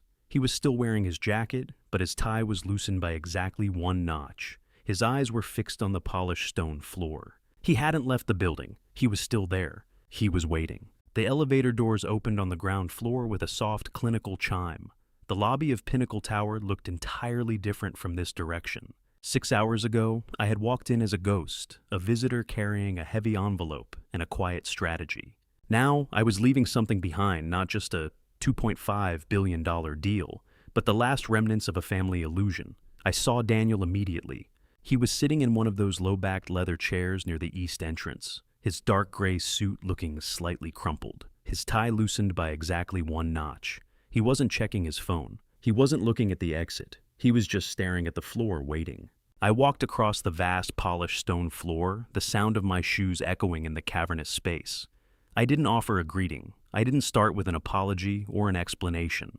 I simply sat down in the chair next to him, the way my father used to sit next to me on the porch when something was wrong and words were still the wrong tool for the job. The lobby moved around us in a blur of corporate motion. A security guard made his rounds, his heavy boots clicking rhythmically against the stone. Someone from the media crew pushed a cart of black equipment cases toward the service elevator. High on the far wall, a digital ticker tape continued to scroll, displaying the current price of Pinnacle Consolidated shares, a red number that was still sliding downward. A digital bleed that showed no sign of stopping. Daniel spoke first. His voice was level controlled, but it carried the jagged edge of a man who had spent the last hour dissecting his own life. "How long have you known?" he asked, still looking at the floor. "About Claire, about the documents." "Long enough to verify every digital fingerprint before I moved," I said. "I couldn't afford to be wrong, Daniel. Not about this." Daniel nodded slowly. "You planned this morning, every detail, the envelope, the corner chair, the silence, all of it. I planned for what I knew. I replied, leaning back and looking up at the high vaulted ceiling. But I didn't plan for how it would feel to sit in that corner and watch you. I didn't plan for the weight of that silence, Daniel. A long pause stretched between us, the particular silence of two men who are being careful with each other, aware that the ground between them is fragile. "Why didn't you tell me?" Daniel asked, his voice dropping a register. "Before today, before the cameras were rolling, why did you let me walk into that room blind?" "Because you love her," I said, and for the first time today, my voice felt heavy. "And I needed you to see the evidence yourself. If I had told you a version of the truth over a dinner table, it would have stayed just that, my version. I needed you to see the forensic reality, Daniel. I needed the truth to be undeniable." Daniel looked down at his hands, his knuckles still pale from where he'd gripped the boardroom table. "Did you know he would do it? What he said this morning? About the handshakes? About the class?" I considered the question honestly. I knew who he was. I've had 8 months of reports telling me exactly who Harlan Whitfield is when he thinks no one important is watching. I didn't know which weapon he would choose when the moment came, Daniel. Some people surprise you with their grace. Men like Harlan only surprise you with the depth of their arrogance. Another silence followed longer, this time the kind of silence that doesn't need to be filled, because the truth is already occupying the space. We sat there in the middle of that expensive atrium, two men named Calloway, while the Whitfield empire crumbled 300 feet above our heads. "Grandpa used to say something," Daniel said quietly, "about handshakes." "He did," I said. "He said a man who won't shake your hand has already told you his price." "That's right," I said, looking at my son's profile. Daniel sat still for a moment, letting that old machinist's wisdom settle into the wreckage of his morning. Then he stood up. He didn't look at the ticker tape or the security guard. He turned to me and extended his hand. It wasn't a casual gesture, and it wasn't a social necessity. It was a calculated, deliberate move, the kind of handshake that carried a specific weight between two people who understood exactly what it referenced. I stood up and took it. His grip was firm, steady, and certain. I looked him in the eye, and for the first time in years, I saw the machinist's grandson looking back at me. It was a handshake my father would have recognized instantly. "Thank you, Dad," Daniel said. "Thank you for not letting me become like him."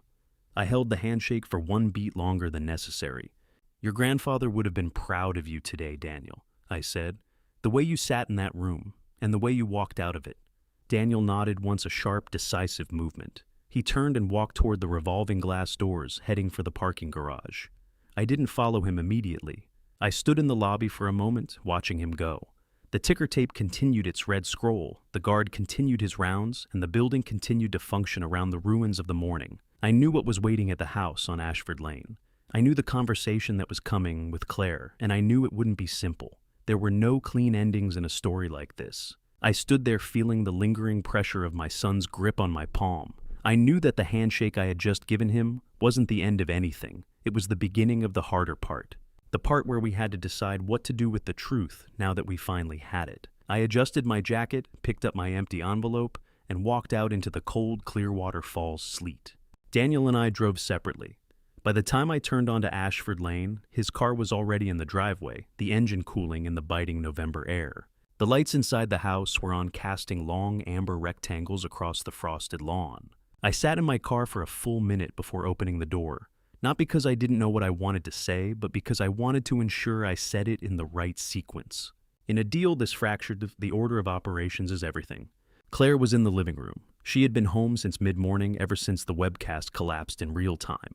She had seen the news alerts on her laptop. She had seen the 31% drop in the ticker. She had received 17 missed calls from Harlan Whitfield. She hadn't answered a single one. The three of us, Raymond, Daniel, and Claire, found ourselves in the same room, without a formal plan. The air was thick, pressurized by the silence of things already broken. Claire didn't offer an immediate apology. She sat opposite me, her hands clasped tightly in her lap, possessing the haunted composure of someone who had spent months preparing for a conversation they prayed would never come. "I know what you found, Raymond," she said, first her voice thin but steady. "I know what Martin showed the room." I sat down, the leather of the armchair creaking in the quiet. "Tell me what you understood you were doing back in May," I said. Claire looked at her interlaced fingers. She explained that Harlan had approached her in May 2024, claiming that Meridian was conducting due diligence but was looking for excuses to walk away from the deal. He told her that sharing the internal schedules and requirement lists would allow Pinnacle to prepare stronger responses and prove their readiness. He framed it as leveling the information asymmetry, a standard practice he'd said in competitive capital negotiations. Meridian never intended to walk away, Claire. I said, my voice low. Your father knew that. He used your access to map our negotiation positions, not to save the company, but to control the timeline and dictate the terms. He turned you into an asset. He told me it was harmless, Claire whispered. He said you would never find out, and even if you did, it wouldn't matter, because the deal would be closed and everyone would be happy. 3 days ago, I leaned forward. Did he tell you what he planned to do in that boardroom? Did he tell you how he was going to treat the man holding his lifeline? Claire went silent for 4 seconds. I counted every one of them. He told me, she began, her voice trembling, that he was going to set the terms of the relationship with you. Those were his exact words. He said you were too cautious, too disciplined to react in a way that would cost Daniel anything. He told you he was going to humiliate me in front of 4 cameras and a live webcast, and he described it as setting the terms, I clarified. I didn't believe he would actually... She stopped. She took a breath and started again. I should have called you. 3 days ago, I didn't. There is something else I need to ask you, I said, my hand reaching into my inner coat pocket. And I need you to answer it exactly the way you answered the last one. I placed a single printed page on the coffee table, a document from Sophie's secondary file dated 2020. It was an internal email from Harlan to his executive assistant. The subject line was simply Project Callaway. The text read, Daniel Callaway, confirmed son of Raymond Callaway, CEO, Meridian Capital Group, long-term positioning asset. Claire is handling the personal side. Claire read it. I watched her eyes track the lines, then move back to the top to read them again. He knew, she said, the words barely audible. When we first started dating, he already knew who Daniel was. Did you know this? I asked. No. The word broke from her mouth like something shattering. No. I knew nothing about this when I met Daniel. I didn't know until... She stopped abruptly. I waited. I didn't push. I let the silence do the work. He told me in 2023, Claire said, her eyes filling with a sudden sharp clarity. After we were already married, he told me it didn't matter because I loved Daniel and Daniel loved me and that the relationship was real regardless of how it started. He said it was just context, that it didn't change anything. The room was deathly quiet. Daniel was sitting to Claire's left. He hadn't said a word since we sat down. He looked at the paper on the coffee table, then he looked at his wife, and he said absolutely nothing. His silence was heavier than any shout. I didn't tell Daniel everything I was thinking in that moment. I told him we would talk tomorrow, that tonight wasn't the time for everything to come out at once. Claire looked at me as I said it, and in her face I saw something I didn't expect. Not relief, but a dark kind of understanding. It was as if she understood exactly what I was choosing not to say, and why. She stood up and went into the small home office down the hall. When she came back, she was holding a thick manila folder. He thought I was his asset, she said, setting the folder on top of the 2020 email. He thought I would always choose the name Whitfield. But once I saw he was willing to trade Daniel's trust and your firm's secrets to save his own skin, I realized I wasn't protecting my family. I was enabling a predator. He was wrong. The folder Claire placed on the coffee table was not thick, perhaps 30 pages double-sided, clipped into 3 distinct sections. She didn't hand it to me directly. She set it down and stepped back the way you set down something that no longer belongs to you, something you've carried until the weight became unbearable. I started noticing patterns during the summer. Claire said, her voice hollow but precise. I saw references in my father's correspondence stuff I accessed through the shared home network during family visits. He never thought to encrypt the personal server because he assumed no one in the house would ever look. He was wrong. As I opened the first section, the depth of Harlan's manipulation began to surface. It wasn't just Meridian. Over the last 14 months, Harlan had executed an identical blueprint with 2 other investment groups, including a regional infrastructure fund.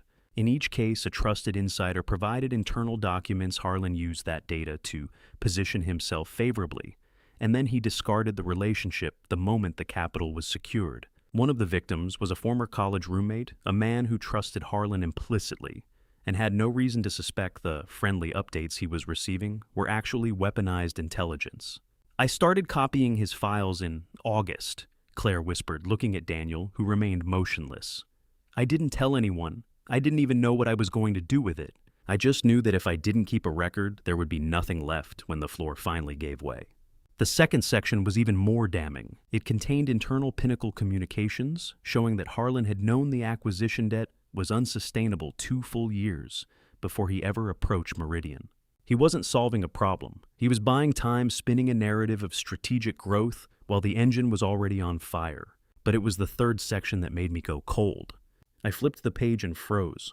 3 weeks before the November 12th meeting, while we were finalizing the tranches, Harlan had entered preliminary discussions with Vantage Bridge Capital, our primary rival, as a sweetener for a potential backup deal if Meridian walked away. Harlan had offered a package described in his emails as proprietary methodology and criteria documents from a current capital partner. It was Meridian's internal due diligence framework, the very documents Claire had forwarded. Harlan hadn't just used our data to win the negotiation. He was preparing to sell Meridian's intellectual property, the very secret sauce of how we evaluate risk, to a direct competitor. He was treating my firm's proprietary trade secrets as a bargaining chip to save his own skin. I read the page twice slowly, the ink blurring slightly as the implications settled in. This wasn't just a breach of conduct. It was a systemic appropriation of proprietary intellectual assets. "I found those records last week," Claire said, her voice trembling. "He thought I was his asset, but once I saw he was willing to trade Daniel's trust and your firm's secrets just to save his own skin, I realized I wasn't protecting my family. I was enabling a predator. I couldn't let him do that to you, to us." "Does anyone else know about this part?" I asked, my voice tight. "No, just me, and now you." I placed the folder on the table and looked at Daniel. He was staring at the Vantage Bridge letterhead, his face a mask of exhausted clarity. He realized now that he wasn't just married into a powerful family. He was married into a systemic web of exploitation, run by a man who saw everyone, including his own daughter, as a disposable asset. "I need to make a call," I said. I walked out onto the front porch. The Clearwater Falls night was silent, the air sharp with the scent of coming snow. I dialed Victor Shaw. "Get Sophie on a secure line tonight," I said the moment he picked up. "There's a third section in the Claire file. It changes the legal risk profile significantly. It's no longer about a handshake, Victor. It's about the theft of proprietary trade secrets." Victor went silent for a long beat. "How significant? Significant enough that we need to decide by tomorrow morning whether we're filing a criminal complaint or accepting a total unconditional resignation. Harlan isn't just a jerk, Victor. He's a seller of stolen goods." I went back inside. Daniel and Claire were sitting in silence, not a hostile silence, nor a comfortable one. It was the silence of two people who had run out of prepared words to say. The air in the room had changed from the heat of a betrayal to the cold of a calculated end. 3 days later, on Friday, November 15th, the first formal legal shot was fired. Harlan Whitfield didn't resign. Instead, a heavy legal notice arrived at Meridian's offices. Harlan was suing me for a conflict of interest. The claim was that my undisclosed family relationship with Daniel rendered the entire capital agreement, including the conduct integrity provision, null and void. Victor called me 10 minutes after the courier left. "He's gambling Raymond. He thinks if he files first, he can freeze our commitment and buy enough time to reach Vantage Bridge from a position that doesn't look like a total collapse. He's trying to paralyze us in court." "He doesn't know we have the third section of the file," I said, looking out at the city from my mahogany desk. "No," Victor agreed. "He still thinks Claire is keeping his secrets. He thinks his asset is still in place." "Connect me to Sophie," I said, opening the manila folder. "And get the legal team in here. It's time to move the pieces." Harlan Whitfield had spent 70 years building a structure of influence around himself, layer by layer, relationship by relationship. Each one carefully positioned so he was always the one with the most to give and the least to lose. He was about to discover that the person who had silently dismantled the foundation of that structure wasn't me. It was the daughter he thought he had successfully trained to be just like him. The lawsuit lasted 48 hours. I know that sounds like a remarkably short window for something Harlan Whitfield had been meticulously planning since October. But a legal strategy built on the assumption that your opponent lacks information is only as strong as the assumption itself. And by Saturday afternoon, that assumption had evaporated. Sophie spent Friday night tracing the final threads on Pinnacle's corporate servers. She uncovered a series of emails between Harlan and his executive assistant dated October 28, 2024, 2 weeks before the board meeting. They outlined the entire conflict of interest argument as a pre-planned backup strategy. From a legal standpoint, these emails were a gold mine. They were not protected by attorney-client privilege because they were communications between a chairman and a non-lawyer assistant conducted over Pinnacle's corporate infrastructure. Under the standard acceptable use policy that every Pinnacle contractor and executive signs, those servers and everything on them are corporate property. Harlan had been plotting to sue his own capital partner while smiling for our due diligence teams. When we combined those emails with the third section of Claire's folder, Harlan's attempt to sell Meridian's proprietary investment methodology to Vantage Bridge, we had two distinct avenues for a countersuit, a premeditated bad faith litigation, and the attempted theft of trade secrets. My litigation team presented both sets of documents to Harlan's counsel on Saturday morning, November 16th. Harlan's lawyers asked for 48 hours to review. I granted it. On Sunday morning, November the 17th, while I was at my desk waiting for their response, a courier delivered a heavy cream envelope to the Meridian offices. The address was written in Claire's precise, elegant script. I opened it alone. Inside was a single printed email dated March 2020, months before Claire and Daniel had ever gone on their first date. Harlan had written to his assistant, Daniel Calloway, confirmed. Father is Raymond Calloway, Meridian Capital. Claire is the access point. Handle accordingly. Claire had found it the morning after my visit to Ashford Lane, buried deep in an archive folder she had never opened before. Her handwritten note was brief. I don't know if Daniel should ever see this specific email. I don't know if knowing these exact words would change what is true or what he already understands. That decision belongs to you, Raymond, not me. I've made enough decisions that weren't mine to make, for what it's worth, and I understand if it's worth very little, I am sorry. Not to fix anything, not to change what happened, just because it's the truth and because you deserve better from the start. I sat in the silence of my office for a long time, holding that piece of paper. I didn't call Daniel. I didn't forward the email. I placed the letter into the secure folder with the Vantage Bridge documents and locked the drawer. There are truths that are already complete without needing to be spoken aloud. Daniel knew enough. He had seen the betrayal in the boardroom and the files on the coffee table. The rest, the cold, calculated origin of it all, belonged to me alone. Some burdens are the price of being the one who watches. Harlan's lawyers withdrew the lawsuit on Sunday afternoon, November 17th. No conditions, no counteroffers, just a clean, silent withdrawal. Harlan Whitfield officially resigned as chairman of Pinnacle Consolidated on December 3rd, 2024. I watched the final digital filing confirm his exit, my hands resting on the edge of a workspace that felt much lighter now. There was no public statement, just a silent collapse of a decades-long shadow. I looked out at the city, seeing the first winter lights flicker through the glass while the Pinnacle board began the long, agonizing search for new capital, a process that would now proceed from a position of profound weakness. A business reporter contacted me during the second week of December.